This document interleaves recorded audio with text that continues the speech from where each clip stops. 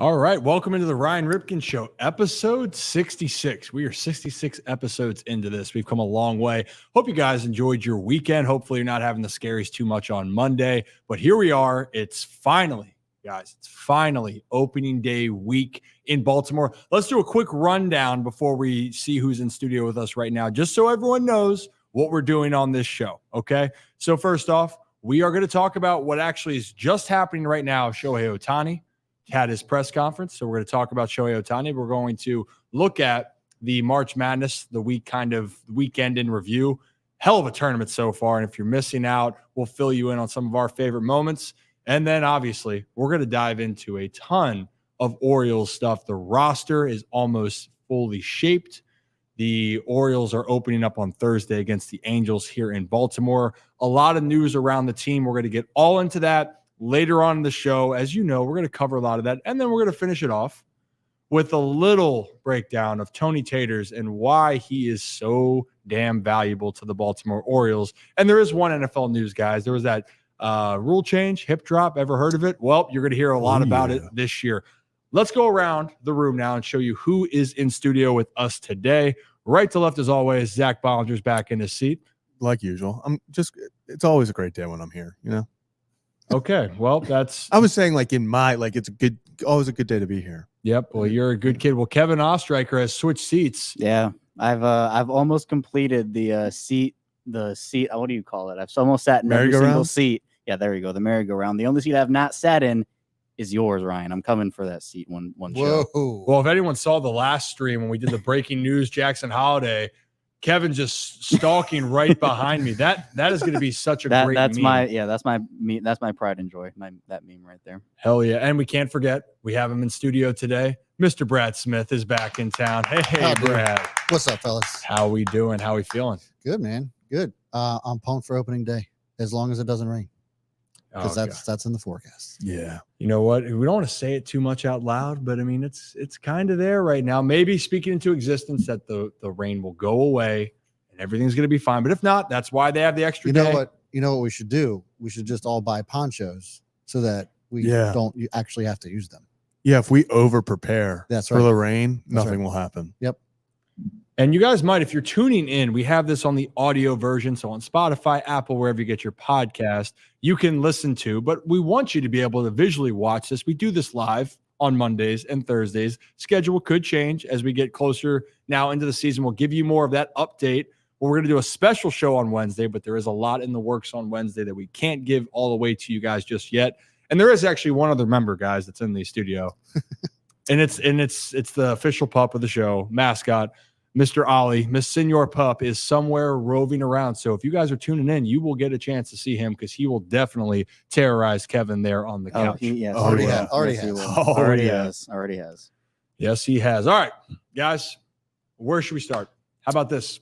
Shohei Ohtani just had a press conference. Let's do it. I wouldn't call it a press conference. Okay, statement. Yeah. He had a statement. Which I think kind of, people weren't a fan of, I think, because at first it was kind of broadcasted as it was going to be a press conference. And then after, I think, like 12 hours, the news broke and it was like, no, Shohei's just reading a statement. This is not going to be questions and answers.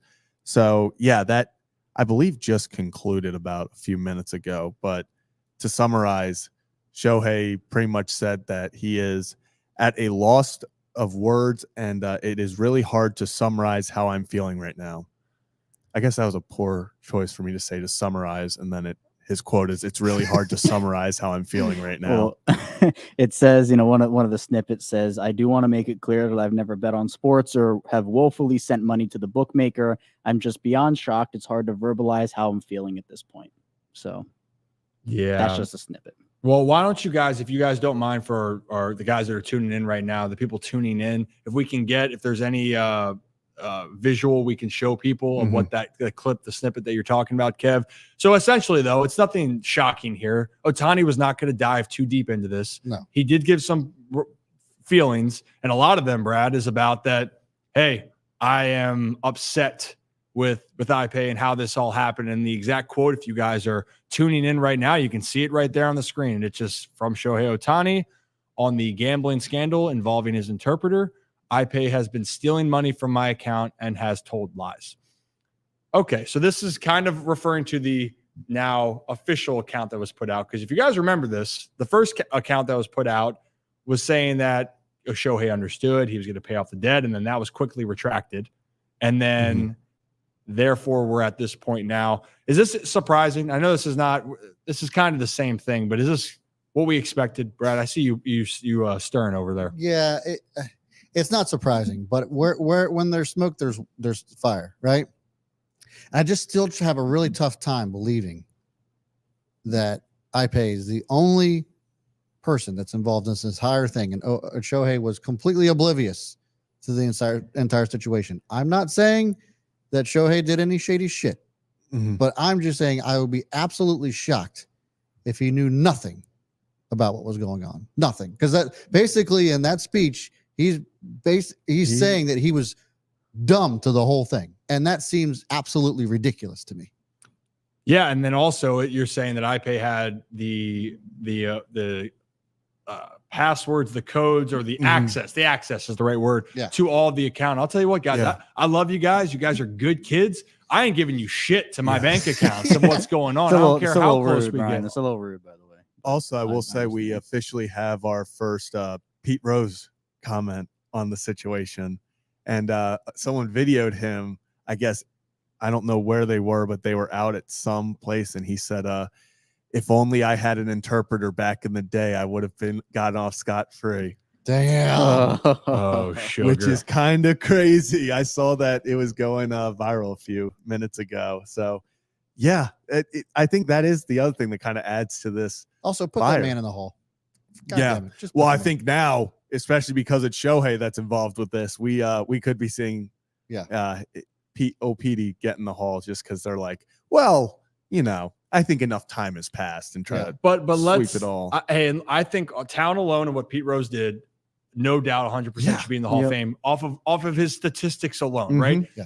The biggest thing I want to differentiate between Ohtani and Pete Rose in this case is, even if Ohtani didn't know, let's just say worst case scenario, and Ohtani secretly was the guy that was involved. Worst case, none of the bets or anything around is on baseball. Right. Pete Rose did bet on specifically baseball. Right. There's a little bit of a difference of that. Yeah. So just to clarify that, Pete is not getting out of this scot-free, or what is that? What's the term? Yeah. Scot-free. Yeah. Scot-free. I was right. Okay. So he's understand, but if I'm Pete Rose, I'd still mad after all these years because of like the whole steroid allegations or the steroid era, and Pete Rose is still not in the Hall of Fame. A lot worse has happened to certain players. I'm not gonna lie, and they're in the hall. So I'm re-looking at this video. I'm 90% sure Pete Rose is inside a casino when he's saying this.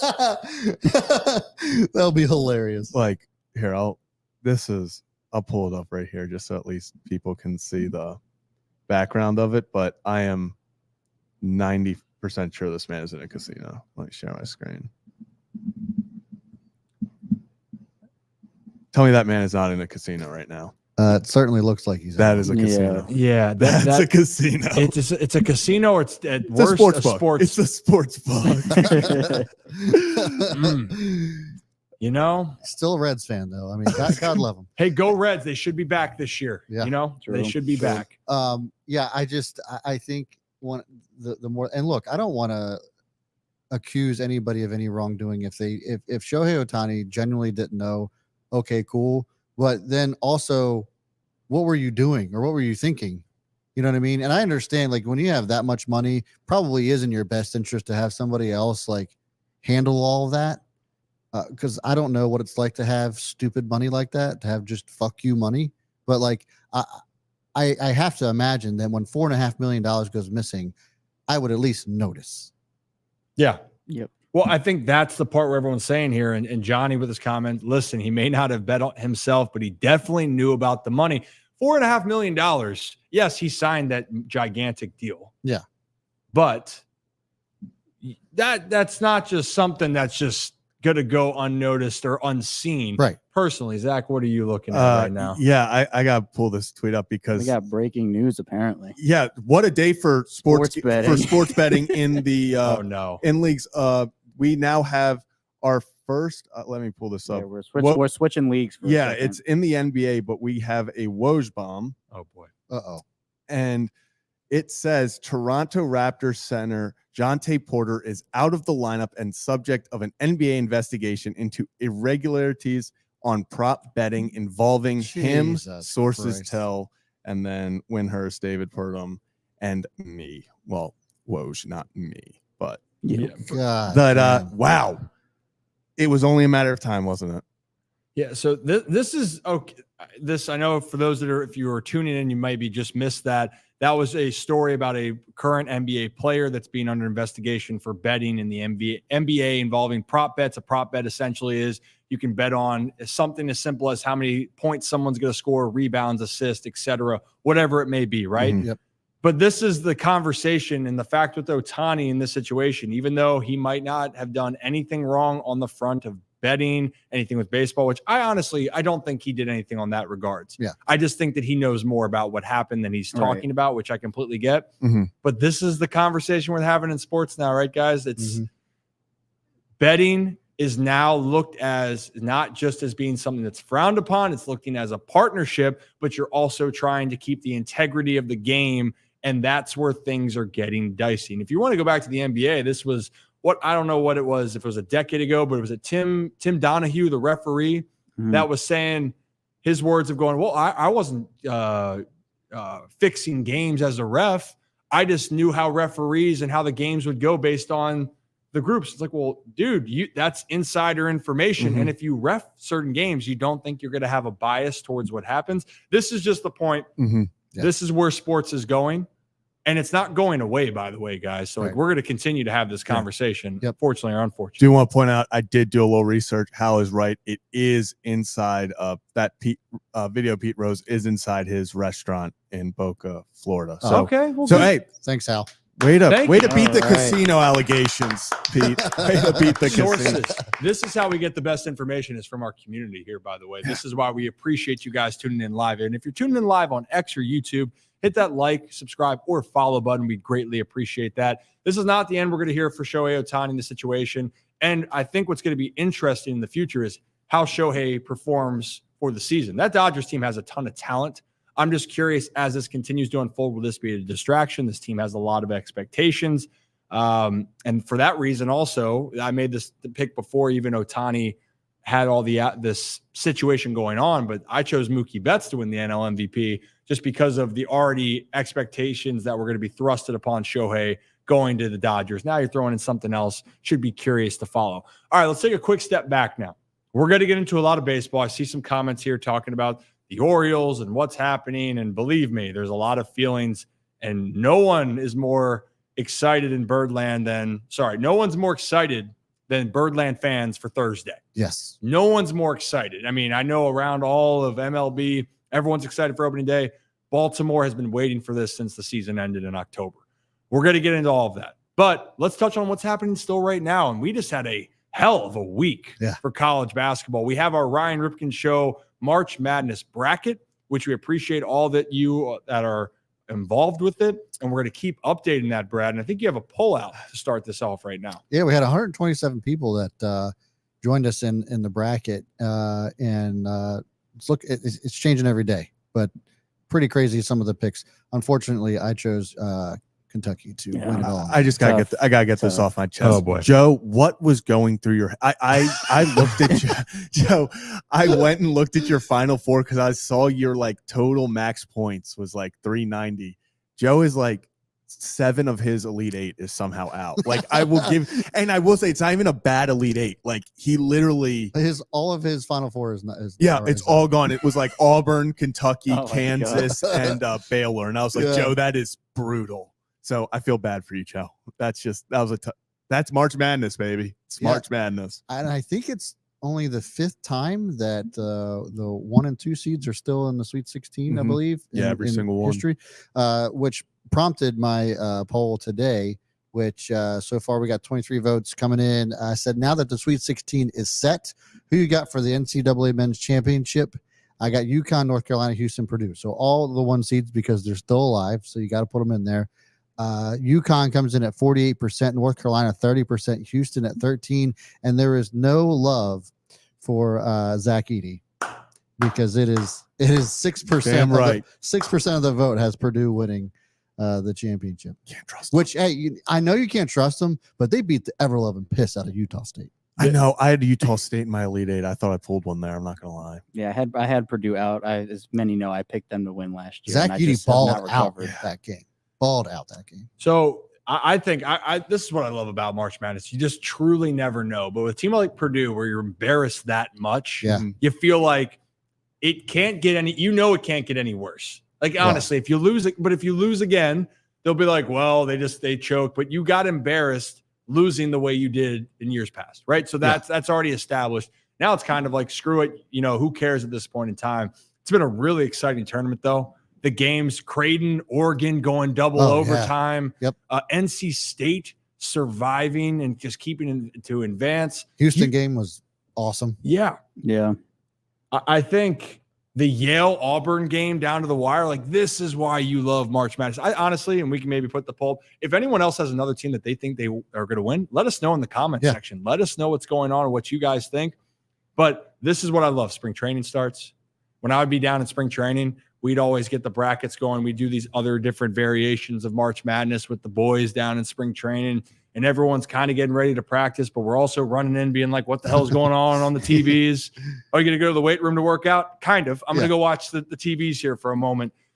It's a great time. And then spring training ends, March Madness, and then opening day. It's one of my favorite times of year. I do love the fact that even as professional athletes, you are still also fans. Oh, hell you know what I mean? Well, I mean, just that you're a fan just like everybody else is a fan. Not that there's some sort of oh, whatever, you don't care as much because you're in it every day, but you're still just fan just like everybody else, and you get just as crazy about it. Probably more so than the average fan, I would imagine. Oh, and then especially some of these guys that are diehard for these teams. I think I saw Gunnar Henderson had Auburn. He would have gone to Auburn if he didn't sign. Yeah. Unfortunately. Sorry, Gunnar. That bracket busted. Yeah. Busted. Yeah, he had a rough bracket. I'm not gonna lie. But I want to say, I think the best part about March Madness is this stuff. It's Jack Golke, after becoming America's just overnight sensation. This is what NIL is about. It's Jack Golke now is spokesperson for Buffalo Wild Wings after just taking over just the tournament by storm and becoming one of those Cinderella guys. DJ Burns is becoming a household name, NC State center. I mean, he's got I'm up. I don't even have NC State, and I was screaming, "Go DJ! That's my DJ!" it encapsulates you. It's so fun to watch because these guys that you didn't even really knew played, it's all of a sudden are capturing America's hearts, and it's just awesome to see. Would you see that the stat yesterday, last night? I think in the Houston game, it was the first time since 1987 that they had four guys foul out and won the game still. Yeah. That was crazy. They had legit John Mulaney's lookalike come and shoot free throws at the end. But I got to pull this up. The guy looks identical. And by the way, real quickly, you said "Go DJ, that's my DJ." Do you know who sang that song? Nope. You're shitting me, right? Off the top of my head now, I'm gonna get made fun of for that. But. You should, because it's one of the, in this day and age, or in the last 2 decades, he was probably arguably one of the top 3 famous rappers. Do you need some more help? Damn. Hold up. DJ. That's my DJ. I'm pulling up. This is tough. Oh my God. Let me pull up. Here we go. John Mulaney's looking like. This is the guy that came in. I will say he did miss the first one, but kind of looks like Jim Nance, a young Jim Nance a little bit too. I've seen there have been a lot of comparisons to this guy. I will say he got his moment in March, and instead of going to Twitter and seeing everyone being like, "Oh, this is so awesome," he 100% saw himself getting compared to every nerdy looking kid on a TV show ever, and it was you still won the game. Yeah. Again, Zach, figure out who sang the song. It's embarrassing that you make the reference. It's Lil Wayne, bro. Oh my God! Yeah, that don't act like you know what you know who that is. Oh, okay. I've actually been to. I've only been to 4 concerts in my life, and 2 of them are actually Lil Wayne somehow. And you didn't know. And Victoria knows. I'm sure he probably said it at one of them, and he probably did. See, Victoria knows. Our audience knows. My mom would even know if Kelly gets on the stream here. Hold on, your mom listens to Lil Wayne? Well, okay, I wouldn't say she listens religiously to Lil Wayne, but if it's on, she'll be like, "Oh, she knows some Lil Wayne songs." By the way, I'll do it because I'm the favorite. Happy birthday, Kelly.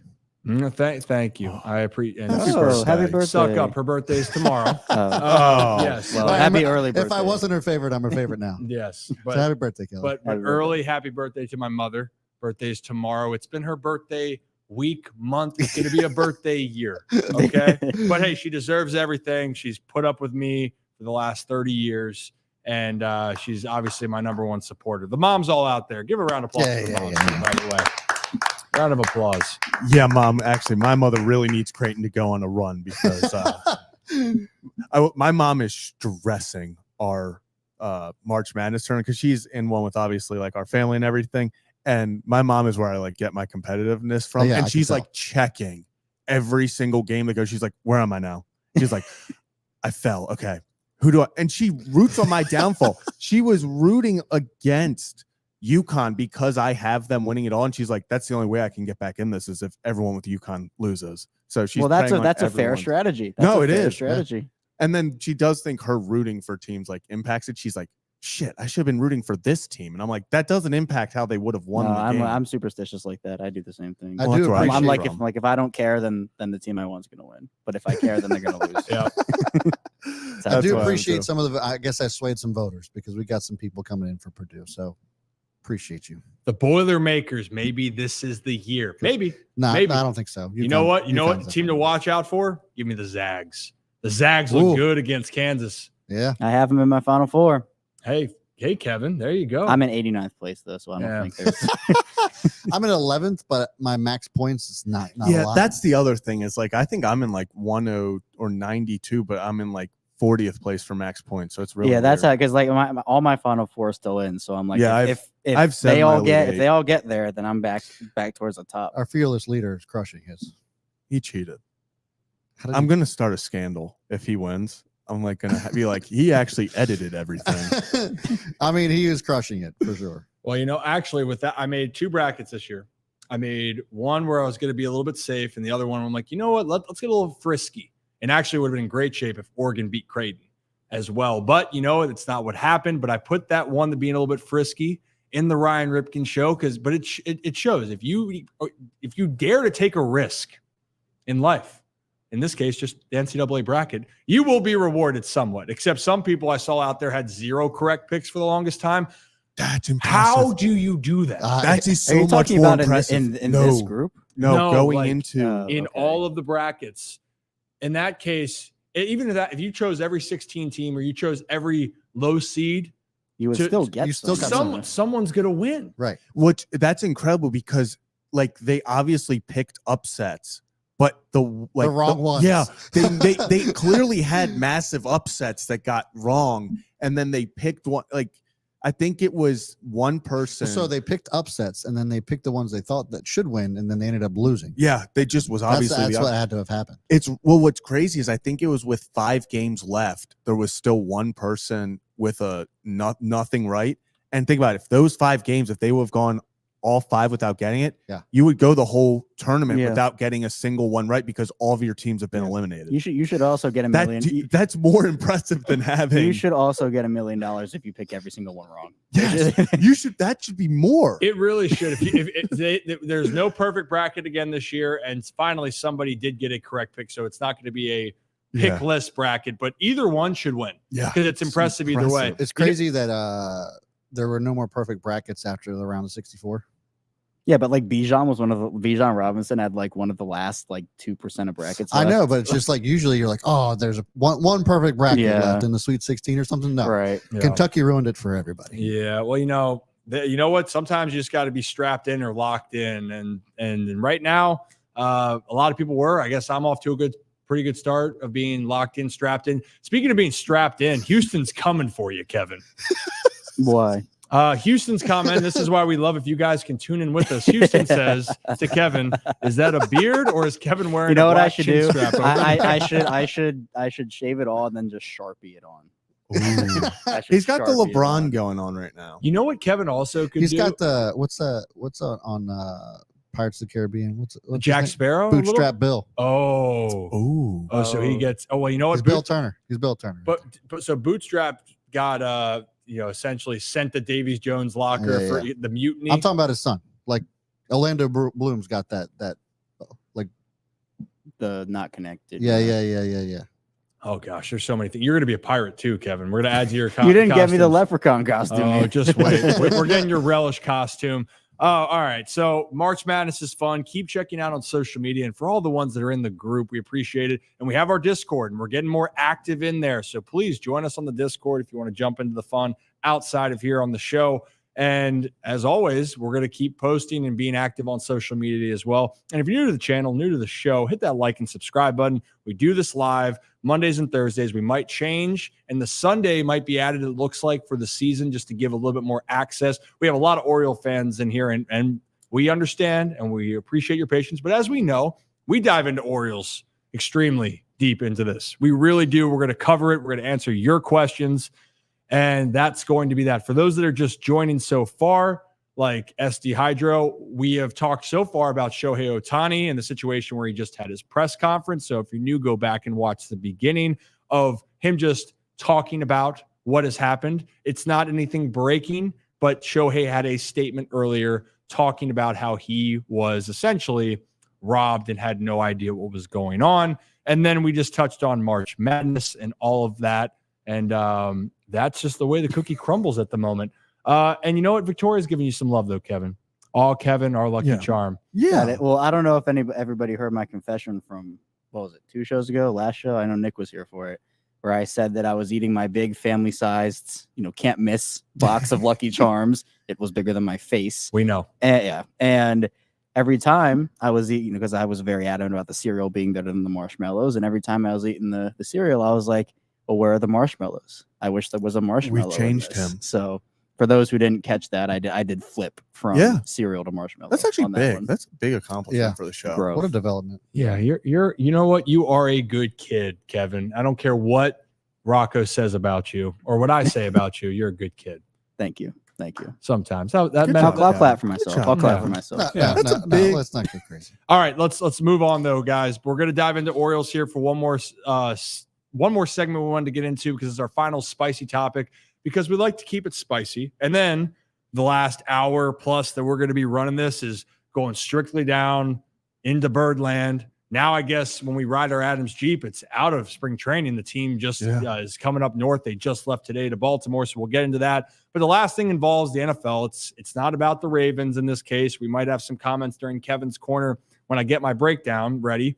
But it's that the NFL just made a big change in their rules, specifically on how to tackle. The hip drop tackle has now been officially banned in the NFL. And if you're asking what the hip drop tackle is, there's no, I guess, clear definition of what it is. It's essentially the way the player's being brought down. Essentially, they're saying by being dragged down by the hip, and it's caused injuries. I think Mark Andrews' injury, if I'm not mistaken, was considered a hip drop tackle.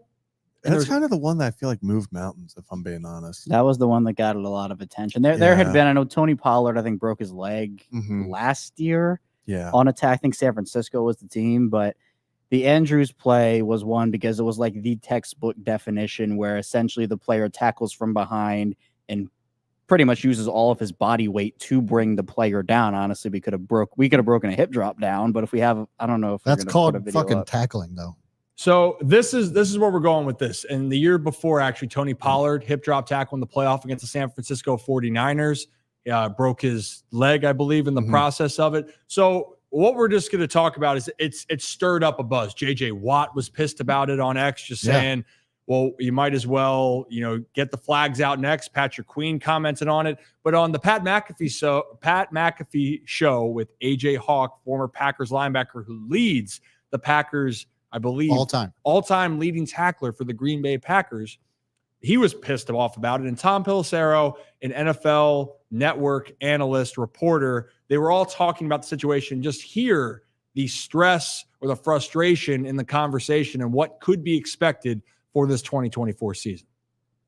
Every defensive player that's ever played in the NFL is basically saying the same thing. How the hell are they going to call this? And what does this even mean? Will they be able to overturn that particular call if they see that the ref maybe jumped the gun and it wasn't actually what he thought and a 15-yard penalty was called?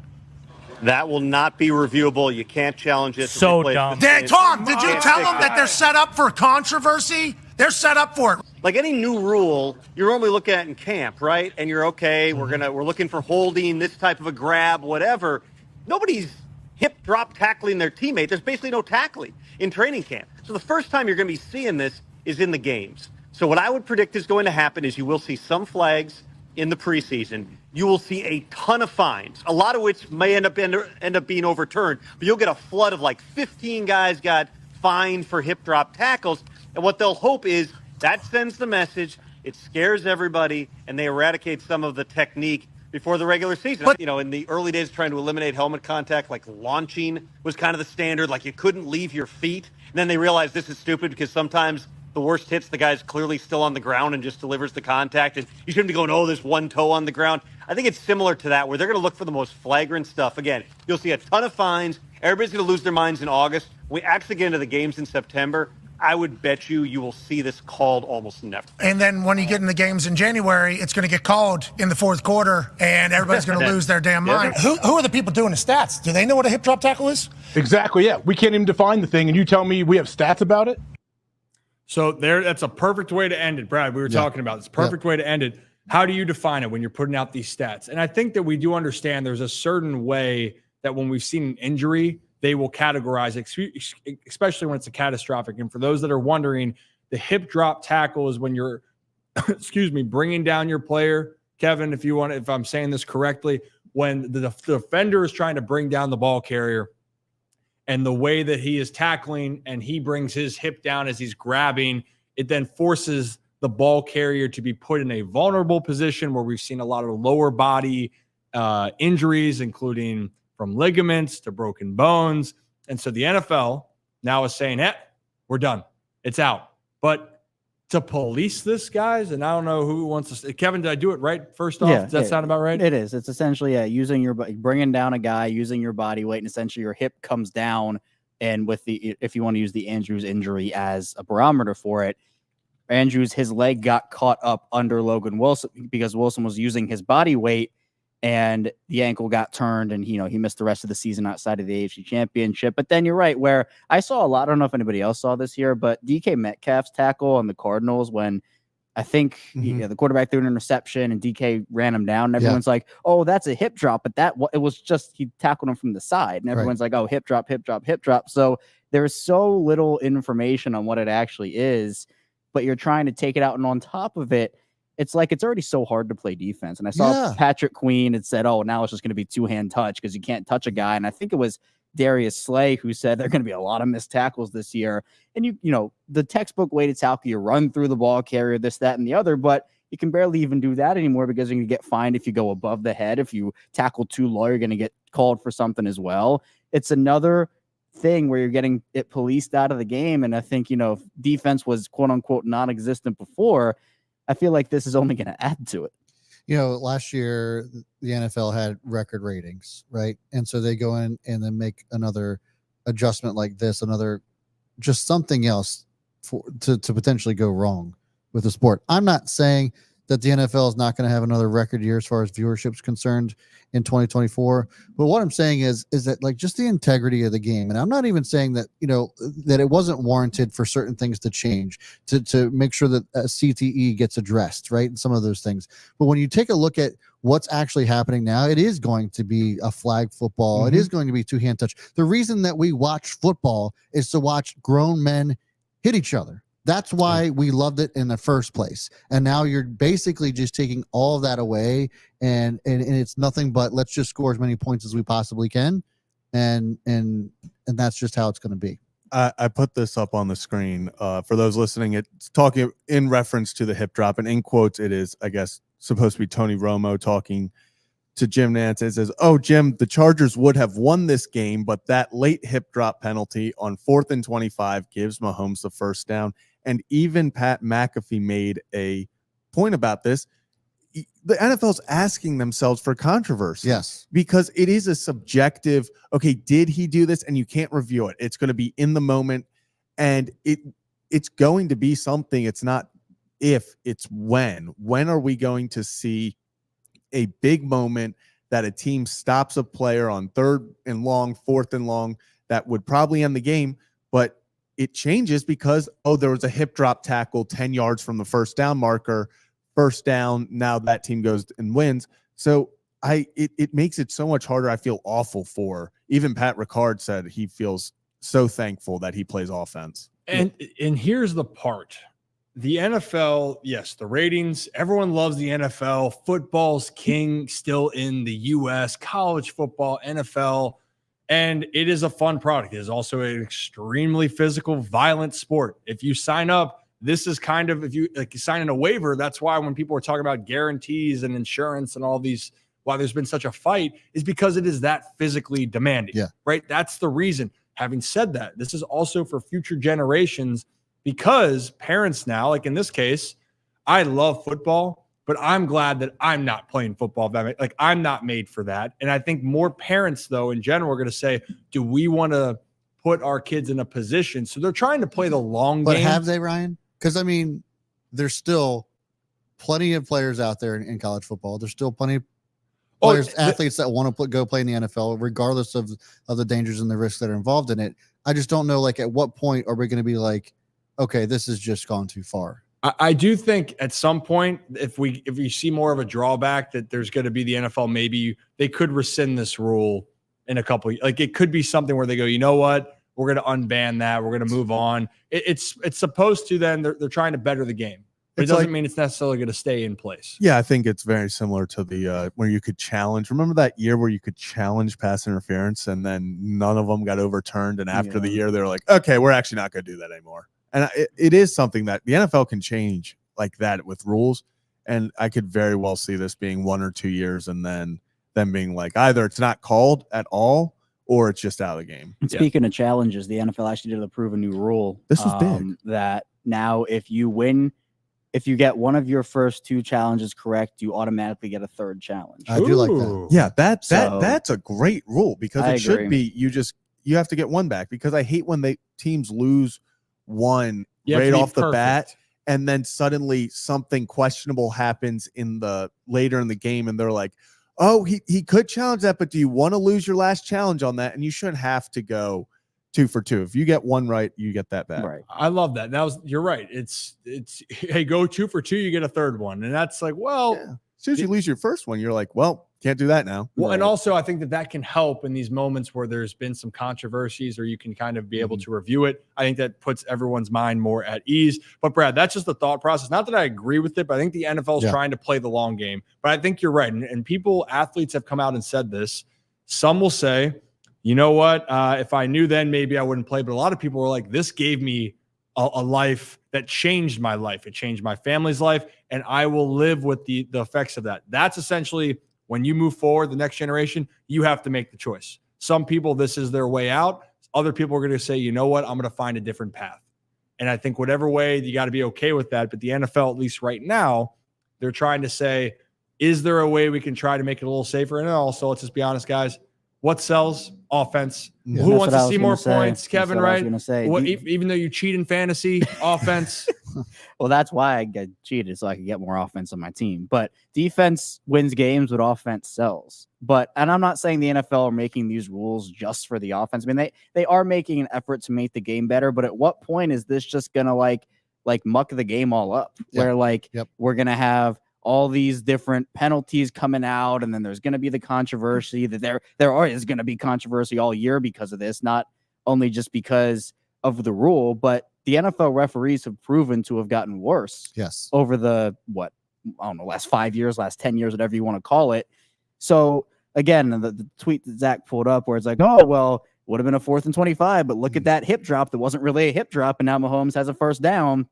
I get that. Again, if the game is like 6-3 and it's a defensive struggle, people are going to say this game is so terrible. No one wants to watch this. Why am I tuning in? But if it's 40-38 and it's coming down to the wire and all this explosive offense happen, everyone's like, like that Rams Chiefs game a couple years ago. It was like 50 to something or whatever it was. Yep. People loved that. But I think the art of defense has been lost. And again, the NFL is trying to make the game safer. I'm not saying they're not, but and again, it just feels like you can't really play defense anymore. I think Jacob makes a great point. You know how to make the game safer, and the athletes keep talking about it? Yep. Jacob, thank you right here. Great comment. Yeah. They need to mandate MetLife first. NFL cares about player safety until it comes to banning turf. So what Jacob's saying, for those that are just listening, Jacob said they need to mandate natural grass fields, and Ollie agrees. Where is he? Oh, he's in the middle. There he is. Oh. And you know what? This Oh, is here he is. there he is. And then rightfully so, this has pissed off Ollie for years since he was born. Yeah, 20 months ago. All right, It's Ollie, really let him know. bothered him. We should get Ollie's opinion. Ollie, Yep. what do you have to say about this? Yeah, he's disgusted. You know what? I've seen that look. Wolf. That's every time I take away his food because he's eating too much.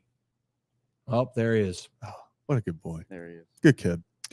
So I am curious about. There's another rule change that has been brought to the committee, and I really want to talk to Nick more about this. I was hoping he was going to be here tonight, but if this actually goes through, we definitely have to chat with him about this new kickoff rule. Have you seen this? Mm-hmm. Oh yeah. Just explain a little bit.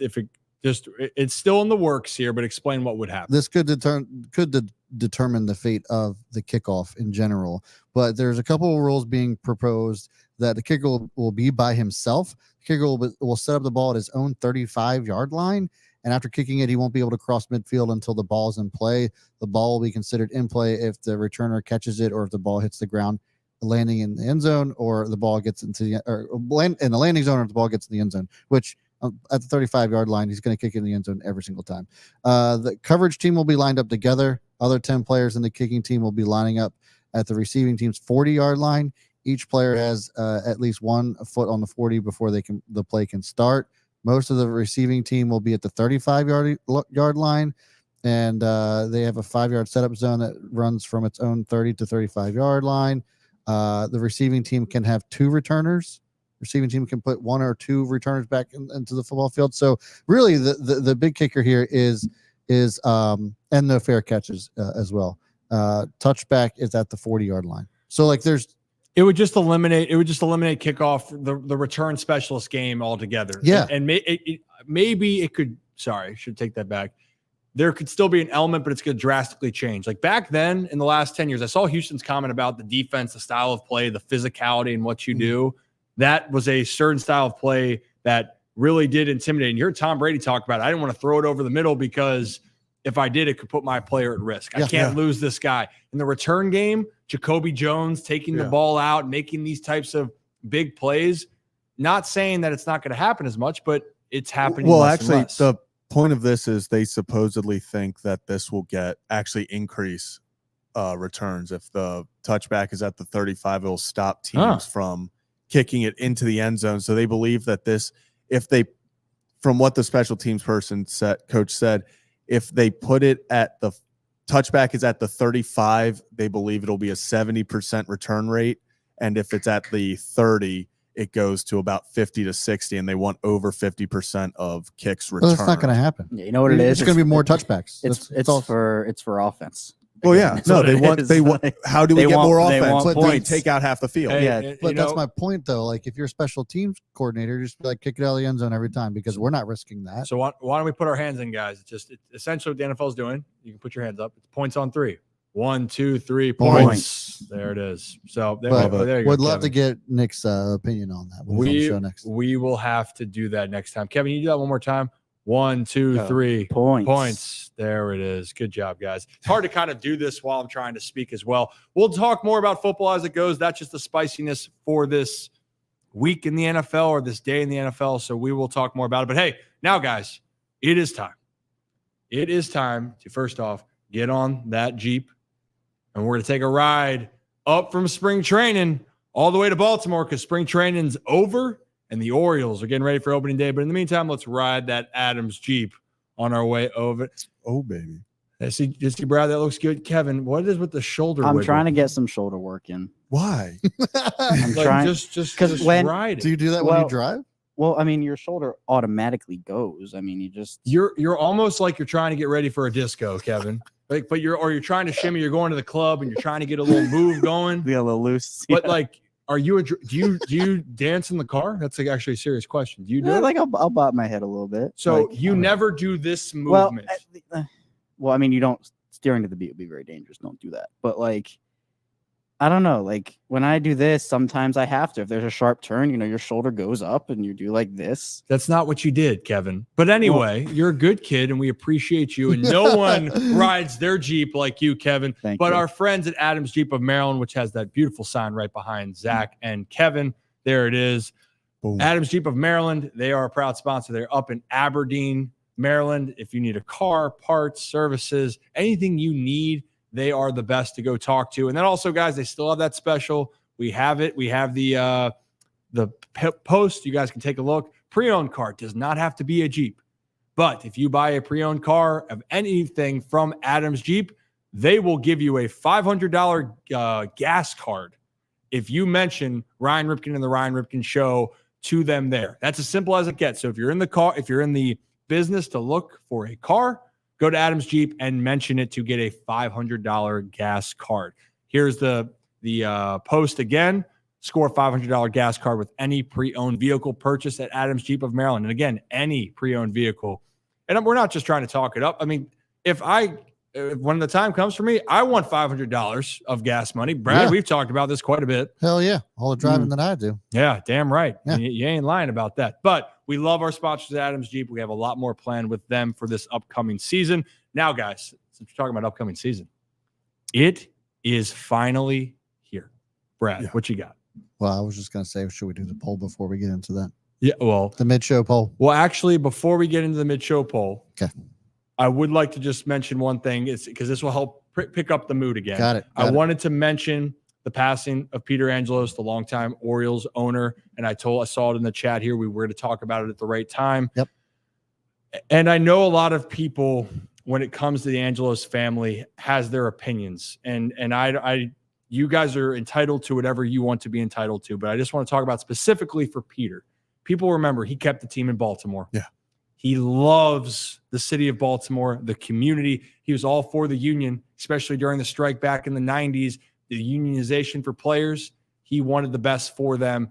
And I know that no one's perfect in what they do, but I can guarantee you that Mr. Angelos was very kind to me and my family. The Aberdeen Ironbirds, which are the high A affiliate of the Orioles, that was made possible because Peter said, of course, we'd want them to be a part of the Baltimore Orioles organization. Very generous to foundations that my family's been involved with. So I just want people to understand he cares about his community. He loved the Baltimore Orioles, and I know he's been suffering for quite some time. So I'm glad that he can finally rest in peace. And then hopefully maybe this can be the year that the Baltimore Orioles end that drought. Yeah. 41 years since going back to the World Series. I think that would be a tremendous accomplishment, and may Mr. Angelos rest in peace. So I just wanted to touch on that. And now, Brad, we'll pick the vibes back up here before we dive into more Orioles talk, which is going to be very extensive. And for those in the comment section, please let us know what you are thinking, because at the end or during it, we want to hear what you guys are thinking, because we know a lot of people have some thoughts about how spring training ended. Take it away, Brad. Yeah. So mid-show poll that is never, ever related to sports.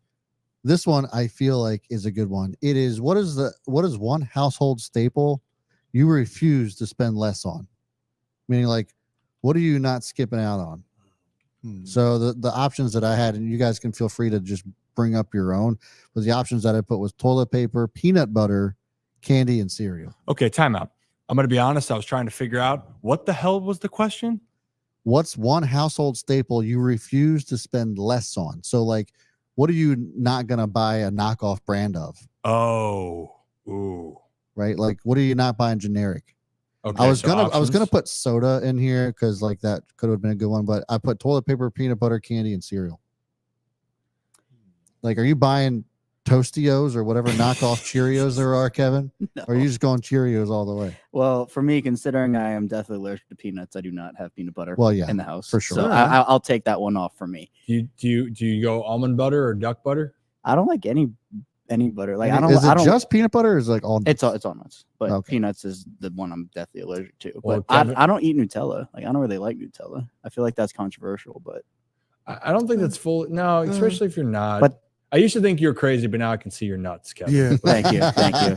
But yeah, I mean, I feel like I wouldn't go and get like the toast. Like, I feel like I need Cheerios. Yeah. Like candy, I feel like I'm fine with the name brands, but I'd be fine with like a knockoff. No, like nope. Really? Nope. Are you candy? So I'm peanut butter. Okay. It's Jif all day, every day, and I don't care if it's $20 a jar. I'm getting Jif over everything else. Well, so But that's interesting. Well, maybe if you were in the minor leagues for it, guys would get any peanut butter they would. Peter Pan was one that players became very, very comfortable with. Yeah. But I think Jif is my favorite too. Yeah. I like your choice there. I'll live through you guys. But yeah, like candy, I don't know if I got some no name candy like brand I never heard of, I'd probably just be like, I don't need chocolate today.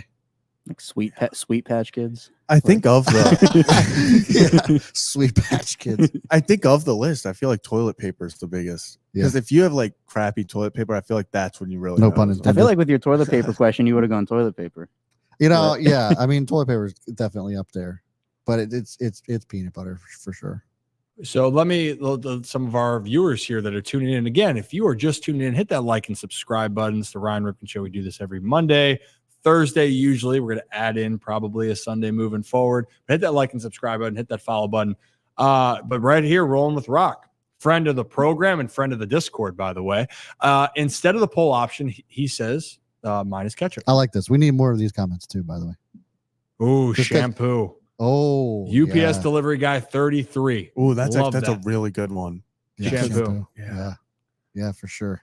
So Raven Ron though, bad TP can rip you a new. I'll say for you, can rip you a new asshole. It really can, Raven Ron. So Jason Benowitz, I like this one too. Never not getting Philly cream cheese for the bagels. Oh, that is very I will bend on that. I will do store brand cream cheese because it's not really that different. I don't think. But you know what? We'll take any energy drink though besides Red Bull, right, guys? That's right. Yeah, any energy drink but Red Bull. Just kidding. Rocco actually is a proud sponsor of Monster, but we are still open for business, Joe. As we know, we are all having fun.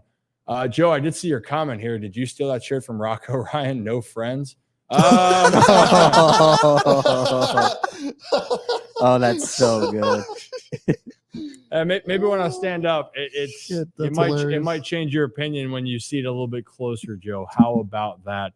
But let us know some of your guys' more thoughts. This is what we like having fun with, and this is what we like being goofy because we love talking sports, but we like just shooting the shit, talking life, and things to keep things enjoyable for everyone out there. Hey, you think Joe's bald? Haven't bought shampoo in 15 years. Well, there's a couple of reasons. Or doesn't like shampoo at all. He just doesn't wash his hair. Yeah. Well, that wouldn't be surprising, Joe. Well, maybe people would buy more Red Bull if you just washed your hair every now and then.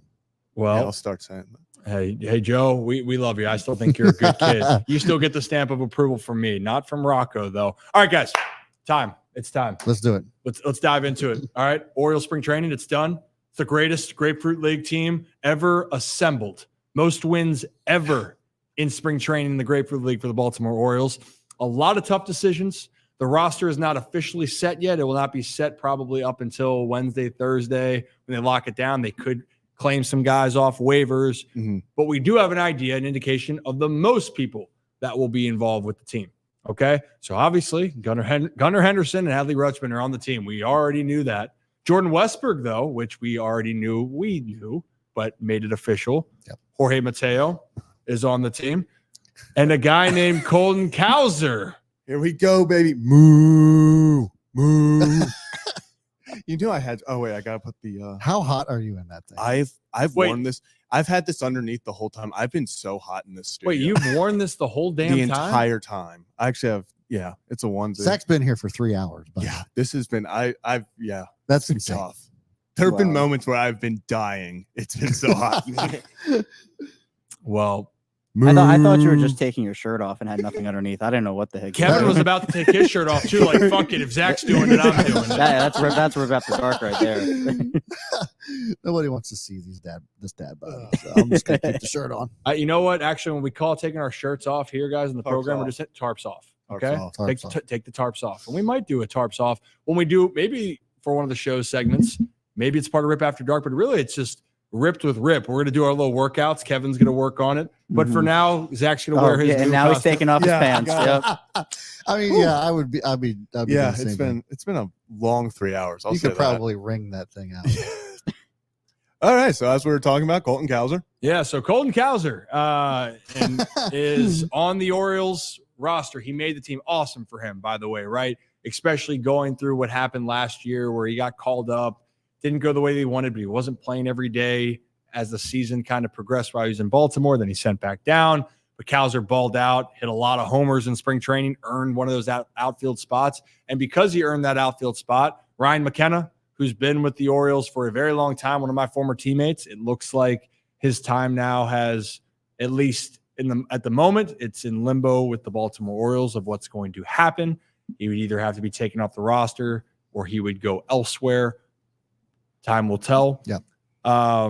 And how about this? And everyone, if you've watched rain delays for Oriole games, you probably are well aware of Keegan Aiken's masterpiece against the Braves, right? That was the game that shows absolute all-timer. But you know what? It looks like Keegan Aiken's going to be on the team. And guess what, everyone? Keegan Aiken looks really damn good. He looks healthy. In the context with Keegan Aiken, he was really hurt in 2023. He had he had a specific injury going on that really, if you think about it, is really going to cost you to be productive.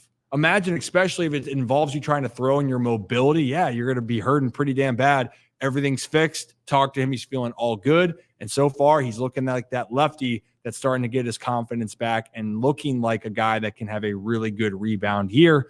But I do think the biggest, obviously, we'll jump into it. Jackson Holiday did not make the team. We'll jump back into that. But for Paul, thank you very much. Oh, thank you. I also love this question. Me too. This is incredible. I actually have a question, A follow-up question to that question. So, Paul, thank you very much. We appreciate you. And for those that are listening on the audio, and you can listen on Apple, Spotify, wherever you get your pod there. Paul's question: do you see Colton's beard going the way of Blackman? Brandon Marsh, I believe, is who you're referring to. Now, with all the success so far this spring, hashtag Mustache Mountain. Oh, that's brilliant. That might need to become a thing. And if he shaves it into a mustache. Can we get Colton with like the Raleigh fingers? Like the twirl? I actually had a mustache like that once. Do you have pictures? I think he sent a picture. I did. I think I did send one. It's electric. And Ollie's pumped about the move for Colton Cowser making his way up. And Ollie, yep, look at that tail wagging. Oh, there he is. Oh, that's the other thing. This has a tail on it that I've had in like. Oh my God! Ollie wants it. Ollie wants that tail. At one point, I almost just pulled the tail out to see if anyone would notice me walking around with a cow tail. Rock out with your tail. Yeah, don't. Oh, you can. Whoa, Kevin, what's the other phrase? Kevin's I don't know. It guy. just came to me. It did? Yeah, I don't know. Well, you can teach you the rip after dark phrases here in a little bit. We already know about. I know exactly where you're going with that. Hey-o, just kidding. Not really. The question I have for that question though is the O's organizations like the Yankees, right? You can't just have like a big ass long beard. No, but you can have a mustache. Correct? That was Buck. That was a Buck Showalter thing. Oh, I thought that was the Orioles. I thought that was like ownership. No, that was a Buck Showalter thing. He does because I don't know if I've seen an Orioles player with an actual full blown beard, like long beard. You know what I mean? No, they can. I think it's just kind of changed over time. As far as beards, you really got to be able to, maintain it and look well. Yeah. The Yankees are the only one where you have to be fully clean shaven. And Jason, I guess, putting it up here, Brad, if you look at it. Jason says, I know y'all missed it, but I tweeted the pic of Cowser with the boombox. Give me 162-0. Hey, those vibes. I tell you what, some guys, there is truth behind having I have beard. Also, envy. real quick, this boombox is incredible with it has all the pictures from look last at year. It's super cool. Hey, look at that, doing the reporting, looking closer into the photos. The beard stuff, we had that actually back in 2019. I remember Brett Cumberland was my teammate we were in spring training. He ended up being my teammate in AA later in the season. And I was starting to grow a beard and it was starting to get really itchy down spring training. He's like, he goes, Rip, that's where all the hits are, brother. And I'm like, you know what? I'll give it one more day. I hit a homer in spring. I hit 2 homers in back-to-back days. And I'm like, you know what? Okay. Keeping the beard. Jamie hated the beard. But we kept it because your boy came out of 2019 hot. I was hitting 333, had more extra base hits than I had singles. And then my OB completely just popped. That felt great. My oblique popped. Fuck. And then I kept the beard. But the beard, if you do it right, it has special powers. I swear to you. Yeah. Now, I lost it in that photo you guys have seen me with that really disgusting mustache. Yes. Oh yeah. That was because the hits were gone. I hit $160 over the next month and a half being back. And I went, this is my downfall. I'm going to shave the beard, have a little bit or a lot of tequila to really bring back the confidence. And the confidence came back. And the rest of the season, I shaved the beard off. But if Cowser's raking with the beard, don't change anything. No, I have beard envy. That dude has like I can grow a beard, no problem. But like there's like thick, full beards that you could just stick a brush and blow dry those things straight. Like that. That's the kind of beard Colton Cowser has. Cowser has a fantastic beard. And I think we're onto something, bearded Cowser looks like he can hit 40 jacks. Just saying. But also you look so much older and you look like you could really just like fuck somebody up. And that's sometimes the scary. If you guys remember that closer, Brian Wilson on the Giants. Oh, when intimidating as hell beard. But when he shaved his face, you're like, what the hell happened to you, dude? I swear he lost like 8 miles per hour on his fastball when he shaved. Like it's scientifically proven he lost 8 miles an hour on his fastball. So, and here's an interesting thing. I just saw this comment here about Brad. You're talking about the hair policy. And I'd have to go back and look. I remember personally from my dad, he never was, he didn't really have that hair issue to really worry about, but he was always more clean shaven when he played. And Buck Showalter, though, definitely was trying to relax the rule a little bit more. So he was trying to relax it. I thought he told people they couldn't. No, because Nick Markakis, I think, had a goatee or something at that point. Yeah, and that's the story I remember where I think it was something about Markakis said to Buck that he wanted a beard so he could stand out. And Buck responded with, if you want to stand out, hit 350. Yeah. And which is such an incredible manager line to be like. But that's why I thought that Buck was against I love that Ollie's just staring and down. This is a great time to thank Don for the donation. Yeah, with an enthusiasm. Clap enthusiastically. Yeah, baby. Yeah. Let him know your thoughts, Ollie. Yeah. See, hey, Don, we appreciate you. Ollie appreciates you. Ollie is all excited. He's got a thing for Kevin right now. Yeah. He does. Apparently. Yeah. But Don says, for those that are tuning in, great stream, guys. Kevin clapping has been more enthusiastic. Ryan, thanks. Great show, man. Don, we appreciate you. Clap enthusiastically. We appreciate you. And for all those that are tuning in, hit that like and subscribe button. We're going to be doing this all year. So if you want to hear more and what's going on and get up to date news on what's going to be happening, because we're going to have a lot coming this year. We're figuring out the plan, and maybe this is a good time to address a little bit.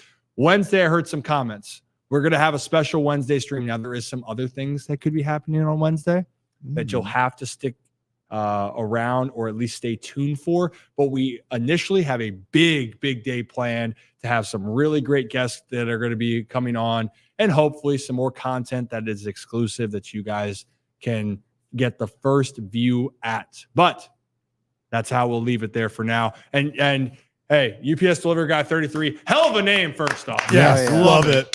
I think 33 might be one of my new favorite numbers here, by the way. And shout out Eddie Murray. But great show, guys.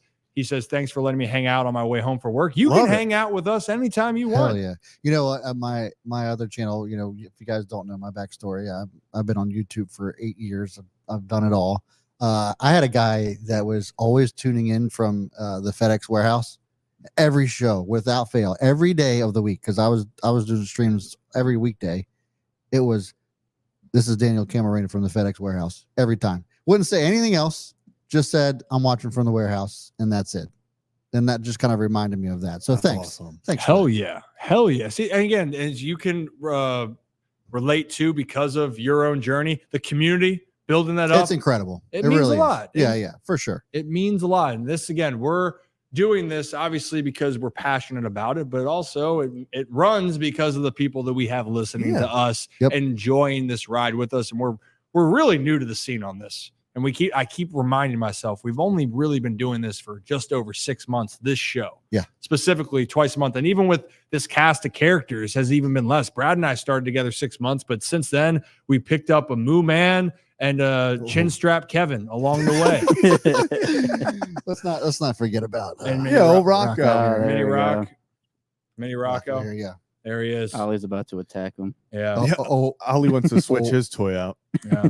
Yeah, Rock. Yeah. Sorry, Rock. That's okay. He's a good kid. Let's continue on with some comments. And Jason, I see you Wednesday. You say you might have to tune in. You very well might. But we also, as the rest of the show goes on, we'll talk more about the Orioles. So give us your questions that are flowing in here. We are going to break down Tony Tater's Anthony Santander. I think he's a great one to break down because I don't think people realize just how great he is. Now, Orioles Birdwatcher brings up this part of the season, and we're going to dive more in on Wednesday with the season. But the June schedule for the Birds is brutal. I was putting together our show schedule because our show schedule, in case you guys don't know, is going to revolve around the Orioles schedule. And I was looking at that and I was like, my God, that is going to be rough. We talked about the dog days of summer last year, Ryan. Yeah. It's going to be brutal in June. Oh, yeah. Holy shirts and pants. You're going to be feeling it. The boys are going to be feeling it. And people were talking about that a little bit down the stretch last year. Are they going to run out of gas or what's happening? They played a lot of games, but they were able to put it together. I'm actually glad it's happening in June more than it is later in the season. Yeah. Because you're going to have the All-Star break. You can have a little bit of the reset before you go into that final stretch run, by the way. And also, we like to shout out people. Johnny, FedEx driver here in Beaumont. Sorry. The Beaumont. Beaumont, Texas. Johnny, appreciate you tuning in. We appreciate you. I love a shout out real quick. Let us know where you're watching from. Yeah. We always assume that they're local, but they're actually not. So I appreciate you watching from Texas, Johnny. Yeah. Hell yeah. And so for those that are watching this right now, we'll explain to our listeners out there, we have the schedule up here, and this is June, if I'm not mistaken. Yeah. I'm reading that right, Zach? And look, that's a tough schedule. That's a gauntlet of a schedule, taking out that they have just one off day. Yeah, I mean, let's just look at two games against Tampa. You go into 4 games against the Blue Jays, 4 versus Tampa, 3 versus the Braves, 3 versus Philly. You then get a singular off day, then 3 versus the Yankees, 3 versus Houston, 3 versus the Guardians, and 4 against the defending World Series champions, Texas Rangers, to end it off. If the O's are in first place by the end of June, that's unreal. It's got to be unreal. Is that schedule legal? No, that's what I'm wondering, because not only, like Ryan said, that schedule is unreal by itself. Then you have the fact you only have a singular off day in all of June in that gauntlet of a schedule. That's brutal. Yeah, So. yeah, it's extremely brutal. As a player, though, despite they're going to be tired just from playing that many games, but when you get to play against some of the top teams, the competitor in you, it comes out. Those guys are going to thrive for those big games. They love testing themselves against the best, and these are going to be some of the best teams. Do you think, just from your experience, do you think that it almost, like, if there was going to be a month where you only get one off day, you'd rather it be against top competitors because it gives you that extra motivation of we have to show up? That's interesting. You're not just burning through shit. Yeah, because I feel like if you have, like, one off day in like 22 days, because we've seen that happen before, if it's not against the best opponents, it can become mundane, and you're kind of like, it's harder to get up for these games. And now you're going up against the Yankees, the Astros, the Braves, then the defending champs. It's like, we're showing up. We want to prove that we're with these guys. Yeah, I think also when you want to stay in rhythm, and now that the season's going, it's going to be right in the middle, where probably after this month you might have the exhaustion. And again, after the month of June ends, you're going to have essentially 10 days, 2 weeks until the All-Star break. Yeah. So you can have that little relaxation, but it's still going to be early enough in the season where you're going to be feeling somewhat fresh. I wouldn't say you're going to be fresh, because you're not feeling fresh once you leave spring training. You're already seeing some of the guys getting banged up just from being hit by pitches, or just the day in and day out of getting ready for a season. But I think that playing really good teams, if guys are rolling, you want to get back out there. You don't want the days off. Yeah. You want to just keep going and going. So this could end up being a great time for the Orioles. And keep in mind, the Orioles didn't have a losing record in any month last year. That was tremendous. They were balling. This is going to be a challenge, though, and I think that they are up for the challenge. Roster decisions here, questions. I saw a few comments about being disappointed with Kobe Mayo not being on the team. Obviously, Jackson Holiday was the big one. I want to put one thing to bed here. If for those that were upset that whoever the last bench spot's going to be for the Orioles, because it's not official yet. People think it could be Tyler Nevin, but who knows at the last second, the Orioles go, you know what? We found somebody else. That's just how the business works. Okay. Yep. But those players are not those end of the bench, quote unquote, bench players are not the reason Jackson Holiday didn't make the team. And I just want to clarify that Jackson Holiday needs to play every day, or he needs to go someplace to play every day until he's ready. And we said this before. I believe that Jackson Holiday, the Orioles always had this plan in place. Ollie, enough of the squeaky toy. I thought they always had this plan in place, and therefore I thought it was always going to be an uphill battle. Doesn't mean if Jackson doesn't hit the cover off the ball for the first month, he's not there in May. But the Orioles already have a lot of pieces, and right now Jordan Westburg needs to play every day. Yeah. He needs to play every day. Gunnar Henderson, he should be your shortstop every day. He's going to be a MVP candidate, and he's my pick. Okay, so there's that. On the other case of Kobe Mayo, look at the roster construction. He plays third and first. Okay, who plays third right now? Who's going to play third, guys?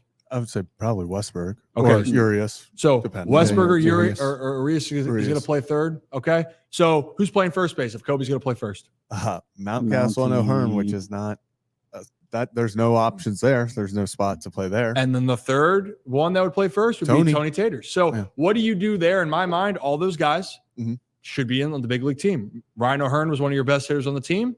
Ryan Mountcastle, when he's healthy, had that looked like the Ryan Mountcastle that was locked in and looked like he could be a force, the one that he was his first 2 seasons, where he would have had 3 straight 20-plus home run seasons. Just things to keep in mind. It doesn't mean that the time's not coming, but just perspective on everything. Now, one question, I see Houston talking about this. As always, pitching will be our biggest strength or weakness.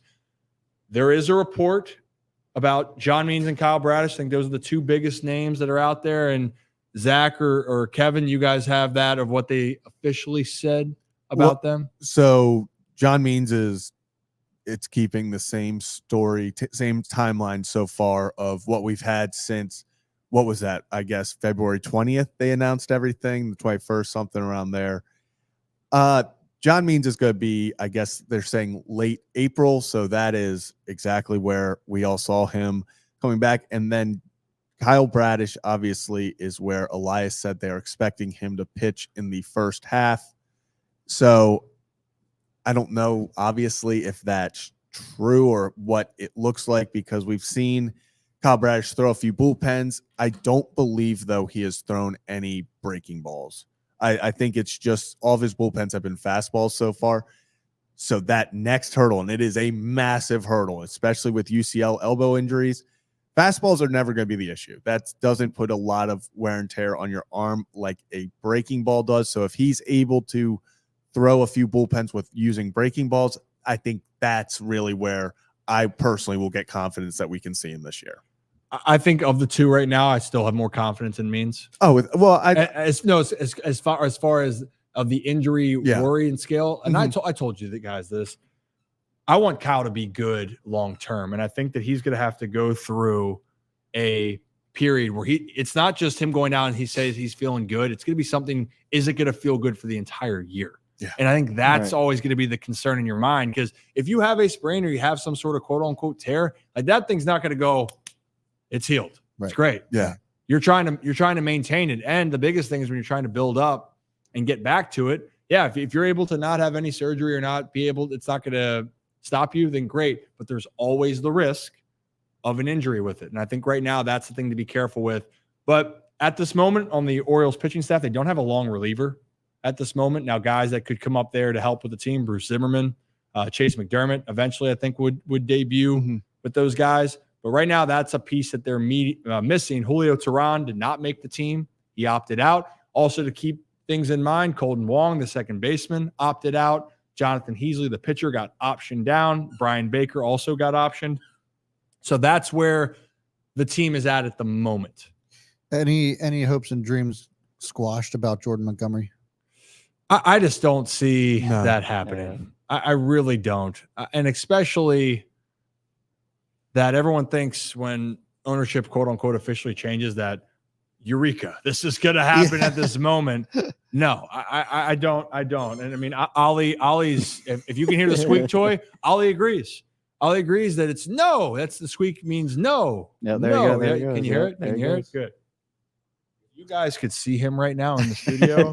He's was on his he- back. Yeah, he's All four paws in the air. strategically making it so Ryan can't just out of reach of reaching the toy. Yeah. And here's the latest for right now. What's going on? Brandon Hyde said Kyle Bradish's elbow is responding well right now to throwing. He might have spun a couple breaking balls, but it's mostly fastballs still from Bradish. Yeah, so I wanted to put that clarifier out. That was on March 19th. That's the most recent comment that I could find about Hyde talking about Bradish, but I did think that was important. So apparently, yeah, he might have actually thrown a few breaking balls, which is a nice step. But as you said, Ryan, it's not, oh, he threw a few breaking balls. Okay.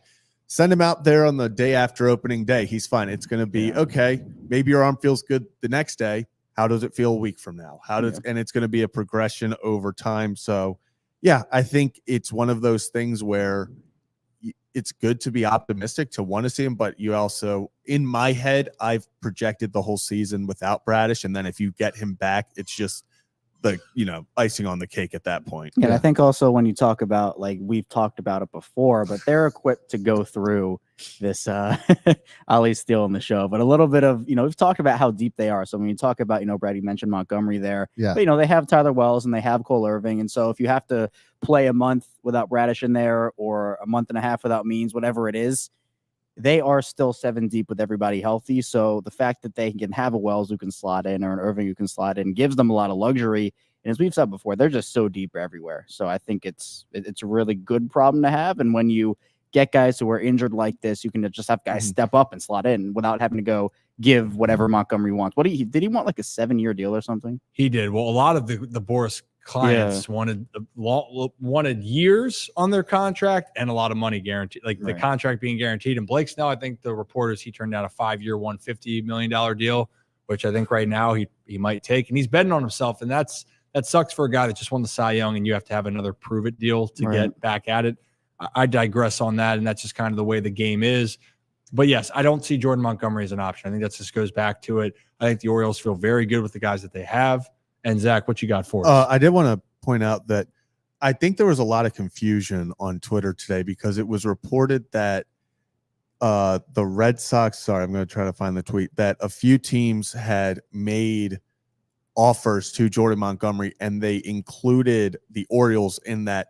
I don't believe that's the case because the source that they cited, the only time the Orioles were mentioned in that was that the writer believes the Orioles would be a great fit for him if they were to offer. So we don't know, or it does. I still don't think the Orioles are in that boat of trying to go after Montgomery, but it was reported a few times today. I saw that Montgomery had an offer from the Orioles. I do not believe that is the case. And Ali does not believe I don't think you can hear it. I think we're the only ones that can hear it. I don't think you can hear it through the mics. I don't know. Can we see him back there? Yep. Ali, come on through. Ali. You have to let us know, guys, if you can actually hear Ali squeaky toy. I think he's coming. Now you can definitely hear it if he does. There he is. Hey, go destroy Kevin. Go destroy Kevin. Go ahead. Go ahead. Up. Sick him. Up. Oh, he's coming to you, Zach. He's a good boy. And if you guys don't like my dog, well, sorry. Then I don't like you. How can you not like him? Look at him. Proud mascot, proud pup of the Ryan Ripken Show. We should get Ollie shirts going. We should get some Ollie shirts going. Oh, yeah. Absolutely. Those would sell out. Those would be our biggest hitters. Oh, yeah. Guaranteed. And if you're new to the channel, hit that like and subscribe button or follow us on X. We're also live on X. We've seen some people tune in as well, so we appreciate it. Hit that like and subscribe button. And Don, you are just too kind. Love you, Don. Don's the man. Don't you stop clapping, Kevin. Way to be enthusiastic. Kevin, oh my God. Give her everything you got, Kevin. Everything you got. Ollie's loving the clap. Ollie thinks that we're all clapping. Yeah, we're clapping for you too, Ollie. We are clapping for Ollie, but Don says Jackson Holliday will be great from what we can see. Do you think he's a team guy and plays second or start seeing a second baseman and short salary? Okay, I think how I'll answer this is Jackson will be in the big leagues and he will play in the big leagues at whatever position he can to help the team. He wants to be up there. Yeah. Now, the knock to him right now is getting used to playing second base when you haven't played enough games over there, and the Orioles value the versatility. That's also, if you looked at this, Gunnar Henderson, when he was put at second base in 2022, he was not as comfortable. Gunner's one of the best athletes on the field, but obviously it wasn't comfortable. He is more comfortable on that side of the field. Jackson probably is going to be more up the middle, short or second. Gunner is going to profile short and third. Now, Westbrook can kind of do third, second, short. But Jackson, when the time comes, he's just going to do whatever he wants. Yeah. Hey, Ollie, do not chew on Mini Rocco. Thank you, buddy. He's strongly considering it. And he's using him as the rest. Yeah. Good. He's a really good boy. But that's if that answers your question, Don. I think Jackson will do whatever is necessary to be on the team, but I also don't think it's fair for him to be expected to be shortstop. Gunnar Henderson, it was named by Brandon Hyde of just saying that he is going to be the everyday guy, and he should be. Yeah. Gunnar Henderson is ready. He's even more poised. He's more experienced, and he's so talented at that position. So I think we're going to see a really great year from Gunnar at short. So I don't expect to see a ton of Jackson over there at the time. So I do think second base looks like the opening right now.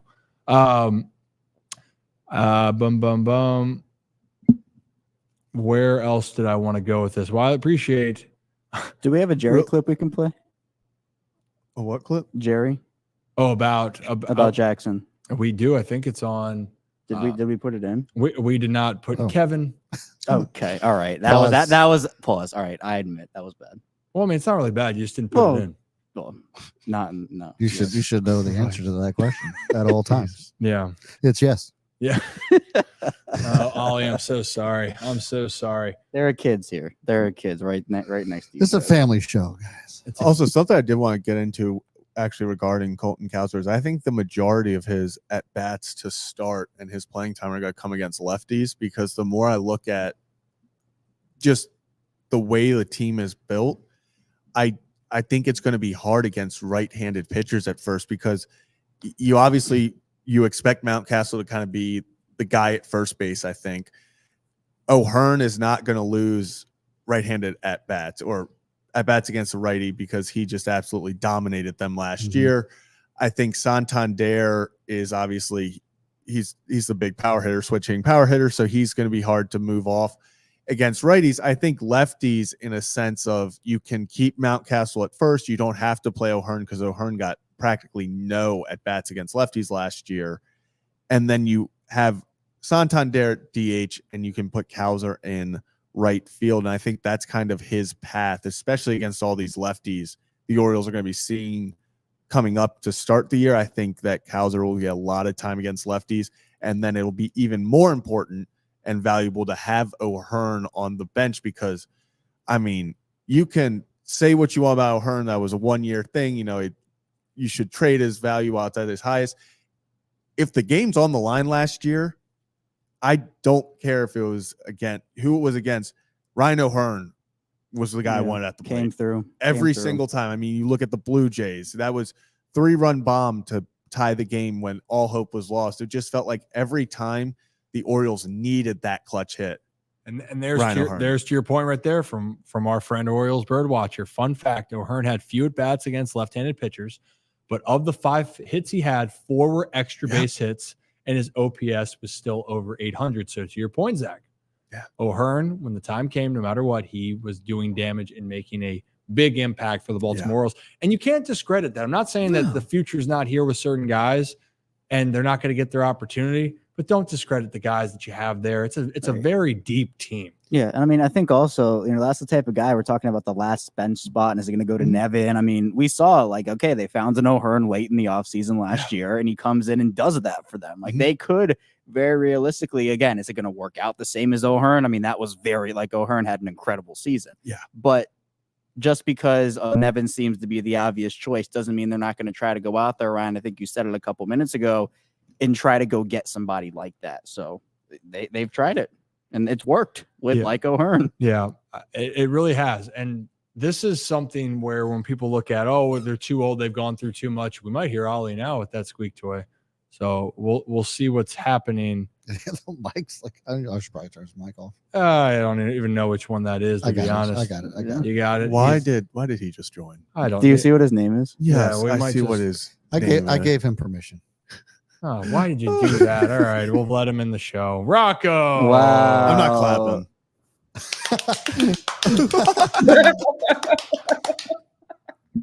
Welcome in, Rocco. Monster Energy drinker, Rocco. Kevin, that's That some was serious intense. hint. That was enthusiastic. I was told my clapping needed to be more enthusiastic. So, Rocco, did you just join so we would see your name? No, I thought of that on the fly literally 2 seconds ago because Joe was talking his talk earlier. So, I had to bring this to the table. Ooh, Metter. I like that. Metter. For short. I like it. Monster Energy drinker, Rocco. Rocco backwards is Akor. Are you shitting me, Kevin? We've gone this whole show without Kevin saying something dumb. And, I couldn't. Ruin the streak. Jesus Christ. Rocco's here. See you guys. Rocco. All right, Rocco's been here the whole time. I'll take it back, Rocco. Get the hell out of here. You're good. You're a good kid, Rock. Guys, Rock, so since you're joining, good to see you. It's been a pleasure. We talked about this kind of earlier, actually, and maybe a good time to start with you. I've seen some comments, certainly with Jackson Holiday.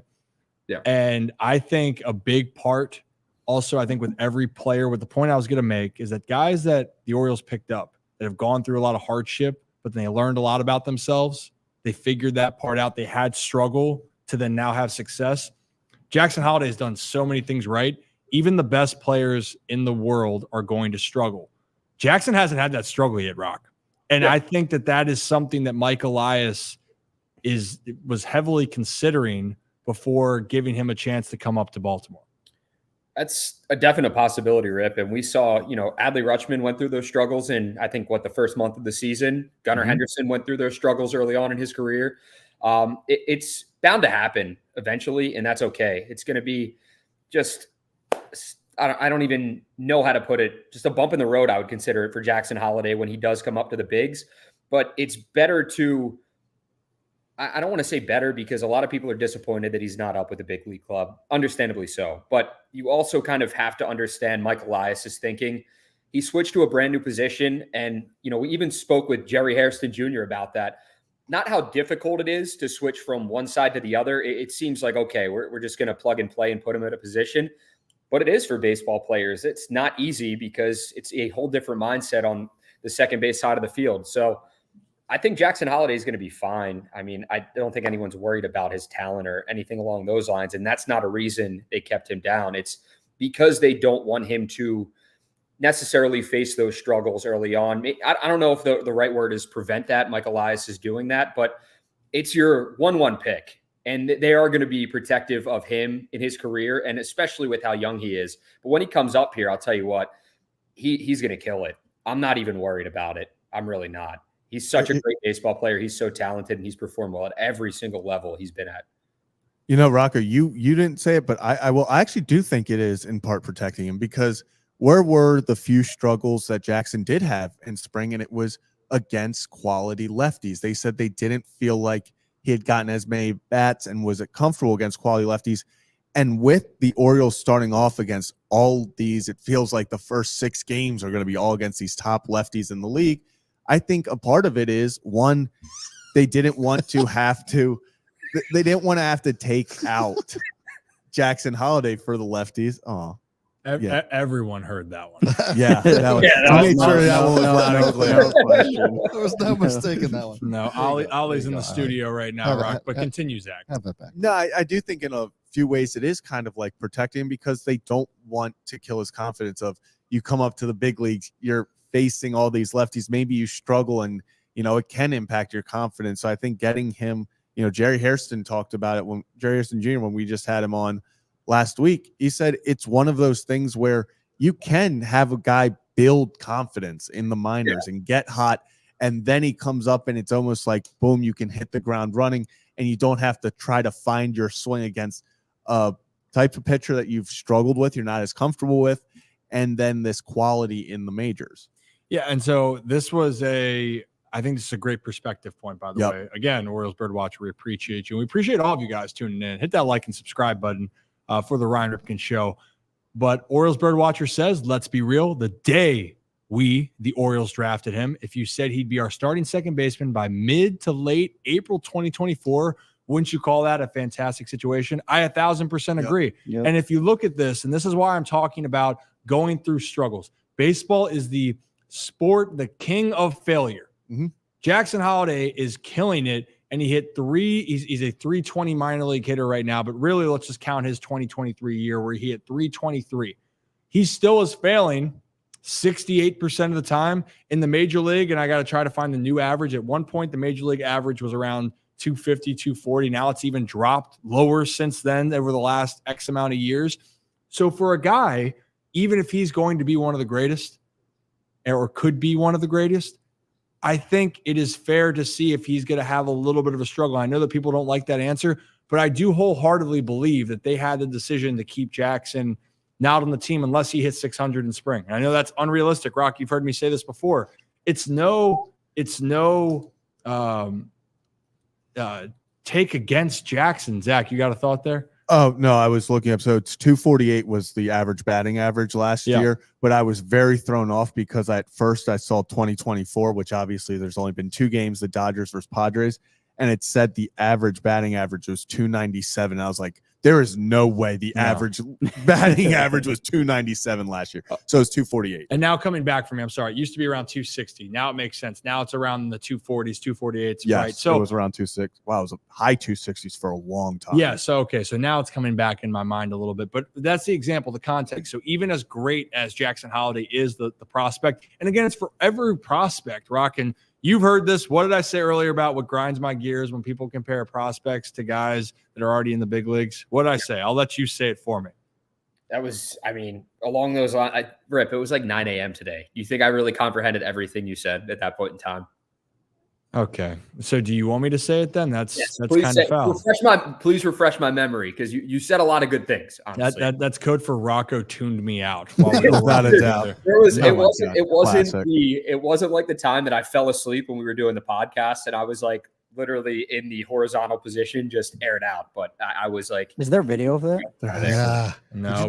You didn't get any footage of that? No, I was trying to be professional, do our work. Oh, he's and Rock was taking videos and photos of Ollie, but he's a good boy, so I don't blame him. But what I was saying is a grind my gears is when we look at prospects, even as talented as they are, and you want to already put them ahead of big league players when they've never played a day in the bigs or they haven't had the success. And I think that is not only disrespectful to the players in the big leagues, but also it's putting an underlying pressure on these prospects to be better than really good players. The Baltimore Orioles were the best team in the American League last year.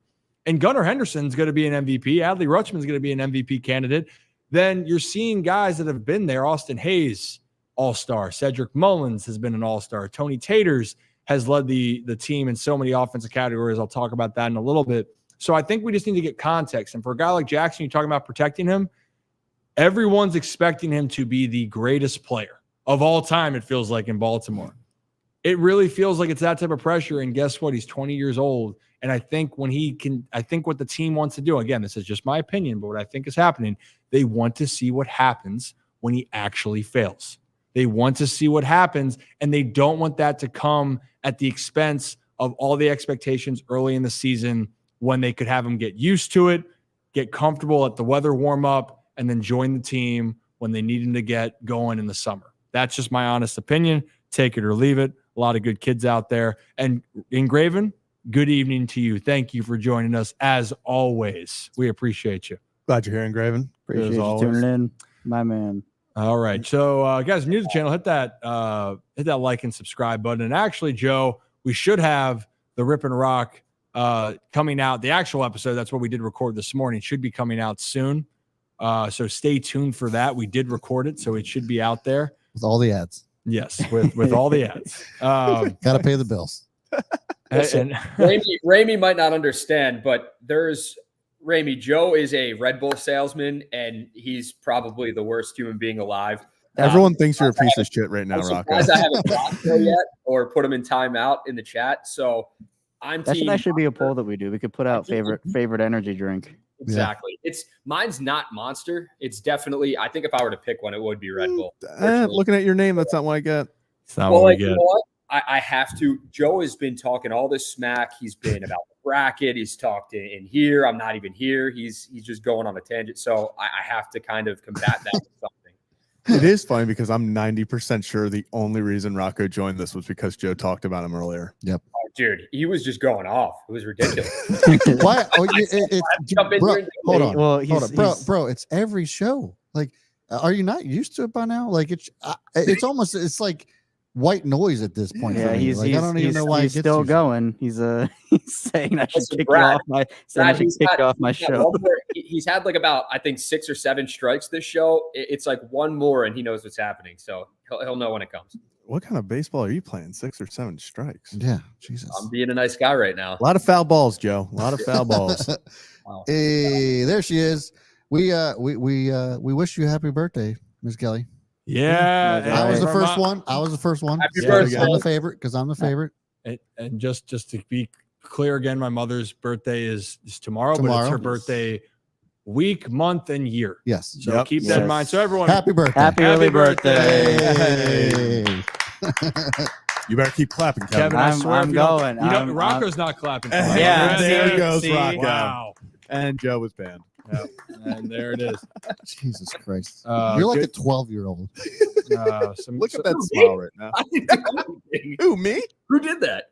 Okay. All right. So how about this? Because I think we've been going for a while. We appreciate we're going to have a lot more conversation when the roster is actually finalized. We're going to have our opening day kind of predictions. We have a special that we're going to do Wednesday that's contingent on a couple things that are going to be happening on Wednesday. So stay tuned, but we have a plan to do a Wednesday stream, hopefully between the times of 5:30 to 8, but structured or subject to change. Okay, for everyone out there, subject to change, but this is going to be strictly an Orioles stream getting ready for opening day and everything else that could be a part of it. And that's all that I will leave it. There could be a lot more things that you could get exclusively here with the Ryan Ripken Show. Okay, I'm going to get ready to do, because I think we should do the breakdown. And we talked about respecting players on the Orioles team, guys, respecting how good some of these Oriole players are. No one deserves more respect right now, in my opinion, than Tony Taters and Anthony Santander. The potato man. So for that being said, why don't we go to Kevin's Corner featuring Zach? Yeah, featuring Zach. We got a special Rocco. guest. There we go. So since, again, my government name is Locked On Ravens while Ryan's setting up the breakdown, figured we should go over what John Harbaugh had to say at the owners' meetings today, because it gave some insight a little bit into maybe what the Ravens' updated plans are for free agency.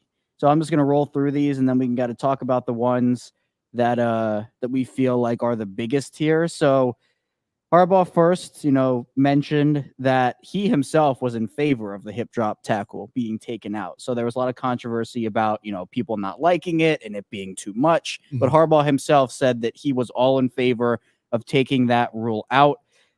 He also said a lot about Trent Simpson, said that he's excited for the opportunity for him to take over Patrick Queen's role, and also said is one of his favorite people is Patrick Queen. So after all the controversy about him and the villain and everything, I'm sure. I will say though, give Patrick Queen his flowers. He thanked every single person in his thank you post to the Ravens. And I mean, from the people who clean, the castle to the food servers to everyone. So that was huge. Yeah, very in depth. That was a lot of the Ravens players had good. Gus Edwards had a good one. A lot of them had good goodbyes. He also talked about the wide receiver position. There's been a lot of controversy about just how they're approaching that this offseason. They had Michael Gallup in for a visit, and they had Josh Reynolds in for a visit. And John Harbaugh said thinks they're going to be in great shape at wide receiver, giving the young guys a chance, see how they do. This did not go over very well for a lot of people. I think a lot of people were hoping for that like Cortland Sutton-like edition, one of those types of players to be almost like I don't know, maybe like a 2A to Bateman's 2B. But feels like with those visits, they're really giving Bateman the 2 already, unless, again, they draft the first-round wide receiver. Then we can have a different conversation there.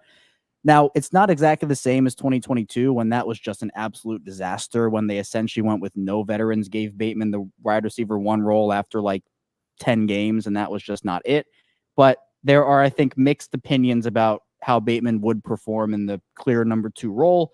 He also talked a bit about the running back position, saying that he'd be happy to bring back either J.K. Dobbins or Dalvin Cook, but if it can't happen, he's confident giving the young guys an opportunity. I don't know who the young guys are. I mean, I guess Keaton Mitchell. is the young guy, because like Justice Hill's not young anymore, and Derrick Henry is obviously not young anymore. Hey, I guess easy. He's 30 years old. Relax over there. Are you, Rocco, I'm not putting you out in the NFL right now, so I'll tell you that right now. Can you win a 1-on-1 battle with Patrick Queen in the hole? Can you win that? Me? Absolutely Yeah, not. Dude, no way. Well, Derrick Henry can. So well, were they talking about Owen Wright maybe with? maybe. I mean, that's the only other guy who's on the roster. I just looked up, and that's got to be. No, I'm trying to find. Kyle Van Noy did a Q&A yesterday. Yeah, he said he was talking to Costa, or so he mentioned that. He talked to DaCosta, and then the one that he didn't delete it, I hope, was talking about the way that the Ravens, like the whole organization, he shouted out shout out Mr. B. Yep. Yeah, I saw that tweet. Yeah, saying that he really enjoyed in the Ravens.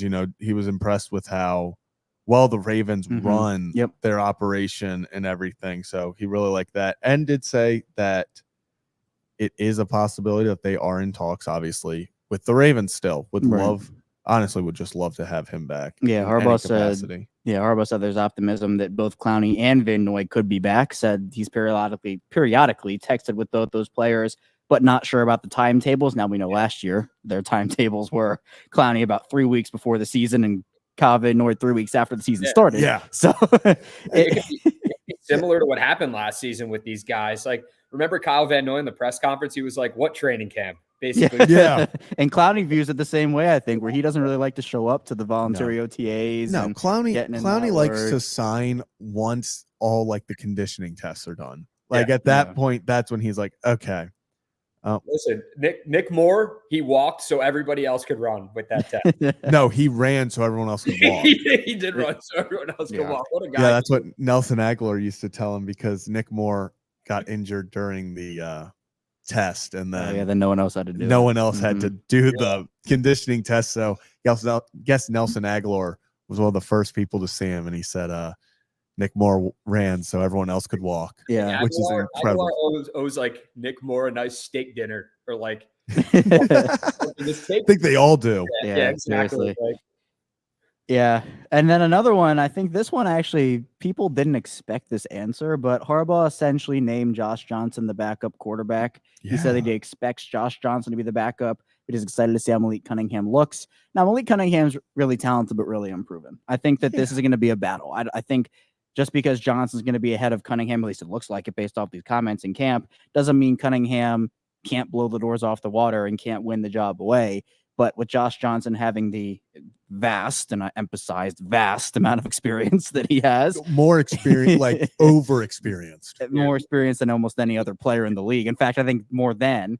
Yeah, makes a lot of sense. They drop his resume. It's like, I always compare it to a CVS receipt. His Wikipedia page is incredible. The teams that have been on there, like it goes from, it's crazy. I don't know if you guys haven't seen his resume, just the chat, just take a look at Josh Johnson's resume. How long it is insane. Yeah. And then I think the one that a lot of people are hoping for is John Harbaugh said that David Ojabo is very healthy and that he expects him to break out this year. And boy, do they need that, especially if one of Clowney and Van Noy doesn't come back. They're going to need Ojabo and Odafe Owe, who I thought was actually solid last year, but he hasn't had that full breakout yet. If Ojabo and Owe can break out next to one another this season, and you bring back a complementary piece like a Clowney or a Van Noy, they're in a good position there. But right now, I mean, your room is Owe and Ojabo and Tavius Robinson. So we're going to see what happens, and we'll get back to this. But Ryan is signaling in various ways that he's ready for the breakdown. So we don't need to go over that, Rocco. Can you guys hear me okay? Yeah. Cool. All right. Muted. See ya. Thanks. All right. Well, welcome into this segment, guys. And if you're wondering about the shirt, you might see more of this. This is not Anthony Santander on the shirt here, but we are talking about Tony Taters because I think you guys need to understand and realize how great he is and how valuable he is to the Baltimore Orioles. And even though despite all the talent that is in the outfield, Tony Taters is going to be on this team, and Tony Taters could be a massive reason why the Baltimore Orioles offense continues to go further. First off, to give you guys some context, you guys might know that Tony's hit a lot of home runs over the last 2 years, 61 to be exact. You might also know that Tony led the team in extra base hits. He had 41 doubles, 1 triple, and 28 jacks, which was tied for the team lead. He also led the Baltimore Orioles in RBIs with 95. What Tony Taters brings to the table is the ability to drive the baseball from both sides of the plate, and I expect to see a lot more of this production again from Anthony Santander this year. So we're going to start off here, and the other theme that I want you guys to realize is who he is facing. And in this case, he's facing one of the best, Shane Bieber. Santander is going to get a pitch away here. And you'll understand more when I talk about this. This is going to be some positives, but I will explain when you probably look at it, wait a minute, Ryan, why does Tony seem to struggle at times? I will break that down later on. It all is going to come together. But first off, Shane Bieber, he's going to get a changeup away here. And this ball's way out of the zone. But you're going to see Tony stay on it and just drive this ball to right center. Here we go. And first off, that's off the plate. Actually, runner was going. And Tony Taters smacks it. Maybe it was a hit and run. Maybe it wasn't. But I'll tell you what it was. It's a double in the gap. That's called shopping at the gap, everyone. Tony Taters did that a lot last year. He did it 41 times. Here's another example. Dylan Cease, the almost Oriole. I don't know if you guys heard about that whole fiasco or the rumors. Dylan Cease is out in San Diego, and even though he wasn't at his best last year, he's still one of the best pitchers in the game. Tremendous talent. He's going to try to bust a fastball inside here on Tony, 97 off the plate. And what do you think Tony does? He gets his hands inside. Tony does this just as well as anybody. Gets his hands inside the baseball and hits a rope down the first base line right here. Ready? There it is. And that's all right on the black. Great swing by Tony. And yes, he's not maybe built for speed, but he can leg one out. He legs it out for a double there. He's feeling good. All right. Again, you're seeing some good pitchers. The theme, Tony rakes, and he rakes some of the best in the game. Kevin Gausman, AL Cy Young finalist last year, former Oriole. Would have loved if he did this in Baltimore, by the way. Kind of sad that he's not. Glad to see he's having success in Toronto, but not on this pitch. 1-2 count. You're going to see a slider down in kind of middle, trying to go middle in. But guess what? That's not a bad pitch you're going to see from Gausman, but Tony just goes down and golfs it out of the ballpark. Ready? So look where that is. If I'm a pitcher, if I'm Gausman right there, I am pissed. I am ticked off because that's one right there. The catcher's going down to one leg, ready to block it. That's a 1-2, try to force the hitter to swing at a bad pitch or how do I want to put it? It's a throwaway pitch in the sense. It's trying to make him chase. There's the word. He chases, but guess what? Tony chases and smacks his ball right out of the yard. And that's a bomb. That ball is crushed. And Tony did that so many times, time and time again, for the Baltimore Orioles last season. Okay, here's another example. Luis Castillo. Mariners sneaky have one of the best starting rotations in baseball. Luis Castillo, 0-0 count, starting it off. He's going to hang a slider right in the middle of the plate. And you can take a pretty good guess what Tony does. He drives that ball out to right center, deep center. That's just who he is. And when he gets going, he's doing it against some of the best in the game. And that's something when I talk about, give respect to some of the players that you might, you're thinking, well, wait a minute, is it time to move on for him? It's hard to replicate what he does. And what he does is bring extreme power to a Baltimore offense with some talented players. Here's another example just showing from the right side that he can do it on both sides of the plate. He's going to get a pitch away. And he's not afraid to shoot it the other way, off the wall, in for a double again, death taxes, and Tony's got an extra base hit. Those are things that you can count on. This is really impressive for me. Again, we saw him being able to pull his hands in as a left-handed hitter. Well, guess what? He's going to get a fastball well inside. He's going to pull his hands in and smoke a line drive down the line. If you guys saw, if I could freeze that back, because I want people to really see that. Look where that pitch is. I mean, that's way inside. And when you're understanding with that velocity coming in, you really have to find a way. I'll come over here so you guys can see. Imagine, you know it's coming in fast. And I tell people all the time, and I wish I did this better, was when a pitch is coming inside, you just have to trust your hands to be able to go get the baseball. If you try to incorporate too much of your body, you can sometimes block or make your bat slow. Tony's able to just get his hands right to it. And then because he's able to get his hands to the ball so well, it's going to come off like a rocket because of the force of the ball coming in right now. So there it is, smoke down the line, get everyone in motion. And Jordan Westberg, really good athlete. He's going to score on this play. Electric. Don't sleep on Westy. If you guys want to check out that breakdown, go look at the other videos on YouTube. All right, here we go. This is kind of where I want to explain a little bit about Tony Taters when we talked about, well, wait a minute, Ryan, he got it so streaky. You're kind of right. He had some months right here where you went, man, 337. Holy shirts and pants. I had 7 jacks, 22 ribbies. The month before, April and March, not too great, 213. The rest of the months, kind of okay, nothing crazy. What was always consistent with Tony? Strikeouts. He struck out a lot. He struck out 152 times in 153 games. So he's averaging 1 strikeout per game. But everything is pretty routine. So he's not, quote unquote, slumping a ton. But when he gets himself out is because if you look at this bottom graph here, and you're going to look at all these numbers, the biggest ones you're going to see is out of zone swing percentage, first pitch swing percentage, and first pitch strike percentage. So I'm going to move back here so I can get out of the way. But if you look at these numbers, you're going to see all the way over here. Come on, Ryan. Get on out the way. You're going to look at these numbers right here.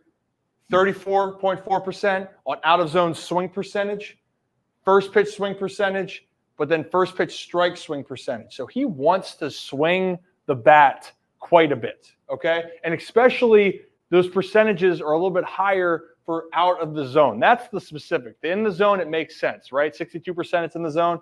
But when Tony wants to extend, you saw, and I've explained this in other videos, it's a strength of his, but it can also be a weakness when he gets in trouble. So we'll roll it a little bit. We'll show you some examples of what I'm talking about. And this is in favorable counts, okay, in this situation. 2-1 count. You want to try to find something good to drive. He's going to go chasing on a pitch outside here on a changeup.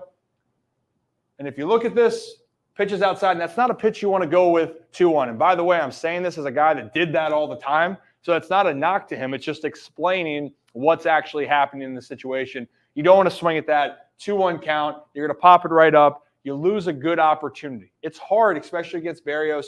It's one of the more successful pitchers, and the Toronto staff has a really good team ERA. Now, this pitch is disgusting. I'm going to give Tony the benefit of the doubt here, but this one's going to keep running in, probably one of the best cutters. And, hey, P.S., if you guys are wondering how good a cutter is, watch this thing. Yoo, goodness, that's why Corbin Burns is so damn good. Revisit that one, but you're seeing he's chasing a pitch that's running inside the plate, chases out of the zone, strikes out. Again, we'll give him the benefit on that one. That's just a part of it. Moving forward again, first pitch swinging, and you're going to see he's going to chase a pitch that, yes, he can drive, but it's still not the easiest pitch to hit. That's still low, and he's going after it. First pitch, it's not like with 2 strikes. And he puts a very good swing on it because Anthony Santander is a very good hitter. But he flies out, and that's that. Case 1-2 count. You're going to see a pitch. It's going to be low. In the dirt, chases. We've all been there. That happens. But I'm just trying to give you guys context. 1-0 count again. Up in the count, hitter's count. When you're in the hitter's count, if people don't understand what I mean by that, you want to be aggressive on your pitch. You don't want to go chasing or extending the strike zone. Make them come to you. Right here, Santander is going to be a little bit too aggressive, and he's going to chase a pitch way inside. You see right there? And he's thinking, that could be a good pitch. Way inside, and he's going to pop that up. So I think when we watch Tony Taters getting these moments, okay, he sometimes wants to just be so aggressive and try to put the bat on the ball, which he does a great job. It's not that he's swinging and missing a ton. Obviously, when he's striking out, he's expanding the zone. That's one thing. But on these pitches, he swings at them because he can drive them, okay? So I think Oriole fans need to live with that and realize, though, it's hard to hit a lot of home runs. But one thing, and we mentioned earlier in the show about Ryan O'Hearn, you want to talk about clutch factor? Who was clutch last year? It was this guy, Tony Taters. It felt like big moment, big pitcher. You saw it earlier in the videos. This dude loves that moment. And if you were in Birdland or you're watching the game of this night, Yankees, Orioles, 0-0 game, this one erupted Birdland. 2-0 count, Santander. So before we start to look at the future, a lot of talented players. Who knows how this plays out for him moving forward? But how it plays out right now, this guy has been the most effective, productive offensive player on the Baltimore Orioles the last 2 seasons. He drives the ball for extra base hits. He drives in the most runs. And when you need him, he can make the big play with his bat. I can't wait to see what Santander has in store. And you know what I love about him? He's calm and cool. You talk to Tony Taters, he's such a chill and relaxed guy. I think we're going to see another great year from number 25 in 2024. And hopefully it's going to lead the Baltimore Orioles right back to the playoffs. And if you guys like this breakdown, let me know who else you want to see as we move more forward into the season. That's all for this one. Now, back to Kevin's Corner. Yeah, I have to, first of all, great breakdown, Ryan. Again, it always is. But we're going to switch back to basketball, Zach, with that Jonte Porter story that you were talking about. The stuff has come out about it, which is unbelievable. So I'm just going to read the ESPN article. I don't know if you've seen it already. But so pretty much it was for those who missed it earlier in the show. We talked about Shohei Ohtani and obviously the investigation with eBay and all the things going on with that. And while we were doing that, there was a breaking news story about a Toronto Raptors forward, Jonte Porter, who was the brother of Denver Nuggets forward Michael Porter Jr. And he is now under investigation by the NBA for betting on or with bets involving himself. So there were two instances that the NBA is looking into, both January 26th, which is my birthday. So I guess. Of course he did it. He knew that day was. Yeah, of course. Of course. So January 26th and March 20th. Now, in the game on January 26th, they played the LA Clippers. The Raptors did. There were increased betting interests on the under for Porter's props, which for the night, those were set around 5.5 points, 4.5 rebounds, 1.5 assists. There were also over-unders on Porter's made threes, which were 0.5. Now, that night, Porter played only 4 minutes before leaving the game because of what the Raptors said was a re-aggravation of an eye injury that he suffered 4 days earlier in the game against the Grizzlies. So he didn't score against the Clippers. He had 3 rebounds and 1 assist, didn't attempt a 3, which meant all the unders hit on every single one of his props that were available for that night. Then the next day, as part of the daily report to users, DraftKings reported that the under on Porter's threes were the biggest money winner for bettors of any NBA player prop for games that evening. And then the next game, Porter played 19 minutes 2 days later, scored 12 points with 7 rebounds and 3 assists. Now, March 20th, game against Sacramento, the Kings. Porter played just 3 minutes before leaving the game because of what the Raptors said was an illness, and he did not return. He did not score, attempted and missed 1 shot, and had 2 rebounds. Sportsbook had his over-under set around 7.5 points and 5.5 rebounds, which again means that the under is hit. And the next day, DraftKings Sportsbook reported to its users that Porter's prop bets were the number 1 moneymaker for that night in the NBA. That is that's not good. That is unreal. That's great, Bob. It's like when betting on yourself goes wrong, right? They tell you to bet on yourself. When you do, people are going to find out. Not great. That's rough. I mean, yeah. You can't just make it that obvious. Yeah, they don't mean actually bet on yourself. So that's wild. I didn't realize that, Kevin, that was the largest moneymaker on both divisions. I'm sure he put a lot of money on it if that's what's coming out. That's not on the radar for DraftKings or any other betting sites, and I don't even know it is. That's crazy, man. Yeah. All you need to do is just play with the dog. Well, that too. Play with Ollie. That's my dog. He always he doesn't win against me because they got to teach him, but he can beat anybody else, especially Kevin.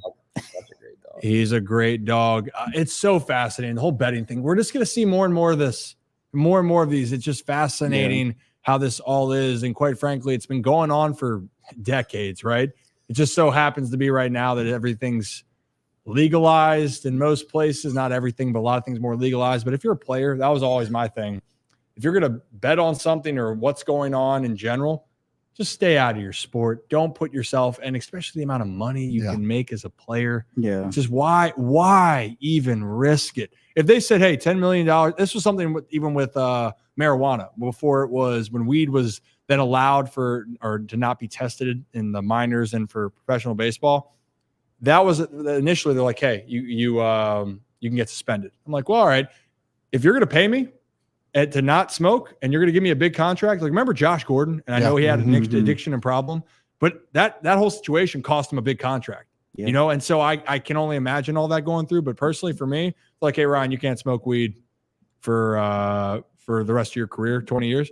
Okay. You're going to pay me for the league minimum for baseball. Just say it's, $700,000, $800,000 a year. All right, sure. Yeah. Take it and let me make that. Cause that's such a big change, but people do have addictions and feelings and they want to do more. So And Matic Brian, you're right. Ollie wants a belly rub. He's gone. No, that's just Zach. Zach, it looks so weird that your pants are I know. down. I had to pull up the pants because Ollie got caught and tripped over him. So I had to pull him up. During tug of war, Ollie he tripped over, and I thought he was gonna. Okay. I was like, Ollie, I thought he was gonna trip over him and knock over the camera and stuff, and I was like, this was about to be a disaster. I really thought you were going to say something else. I'm glad you said the camera. Yeah, me too. I really did. You know what I saw though, and Flynn, appreciate that. Just managed to see my first breakdown live. Awesome segment, even more fun live action. Good work, gents. Hey, we appreciate you. This is why we do it, right? We do this because we wanted to work on our own shit, and we love talking about sports, and this is how this program started. And then next is the community that really drives the show. Yeah. So the combination is great. Flynn, we're glad you're able to see it. So anyone else that's listening to this, come watch the stuff on YouTube. Tell us what you'd like to see. We want to make this about what you guys want. And remember to hit that like and subscribe button, by the way. We really would appreciate that. Don asked, was there any Chick-fil-A employees injured over Zach's fit because of... Could you imagine, like, you see, like, the CCTV of me just, like, robbing the Chick-fil-A for its cow suit? Like, imagine that going, man caught for robbing Chick-fil-A mascot. Oh, goodness. We can make it happen. A lot of people on Twitter are saying I need to wear this to opening day. You should. I'm going to wear this to opening day. Might have to have no friends. That was, I will say, that was one of that was Joe's. Did you see that one, Rocco? That was good. Yep. I watched that. That's definitely why Rocco ended up joining. And he saw that and he was like, absolutely. You know what? I think in the future we're going to do a giveaway for these. Yes, but Rocco does have some friends. It's not us, but it's somebody else out there. I can guarantee you. You didn't when you introduced that shirt, you didn't say who exactly. I didn't, and I'm waiting. I'm kind of surprised. I mean, I thought it was kind of gives away. I just said it's another outfielder on the team, right? Yeah. I think it's pretty evident, but maybe someone in the comments, you let me know. And maybe if we get these things going a little bit, maybe we'll have a few giveaways for this because it's going to be a great year. Guys, I'm excited. I think it's an understatement. How excited I am. Oh, yeah. Rip, can I donate we still have it from last year. We were going to give these away on the Rip and Rock podcast, but we could probably do it on your show. The Austin Hayes jersey giveaway, I still have that unworn at my place. I was going to give it to someone, but maybe that, and the Birdland FC soccer jersey. So maybe I could put those in the ring as well. So if anyone out there, I don't know what sizes they are. I got to find that out, but it's got potential. Yeah, we want to be able to give back a lot of different things. Like eventually we might give away things like this that they don't even make anymore. This guy's mine though. This is an old Orioles bird that is not going to leave the studio, but we have a lot more giveaway items that we want to have for the studio. We're not going to give away mini Rocco. We can't do that. Or the real Rocco.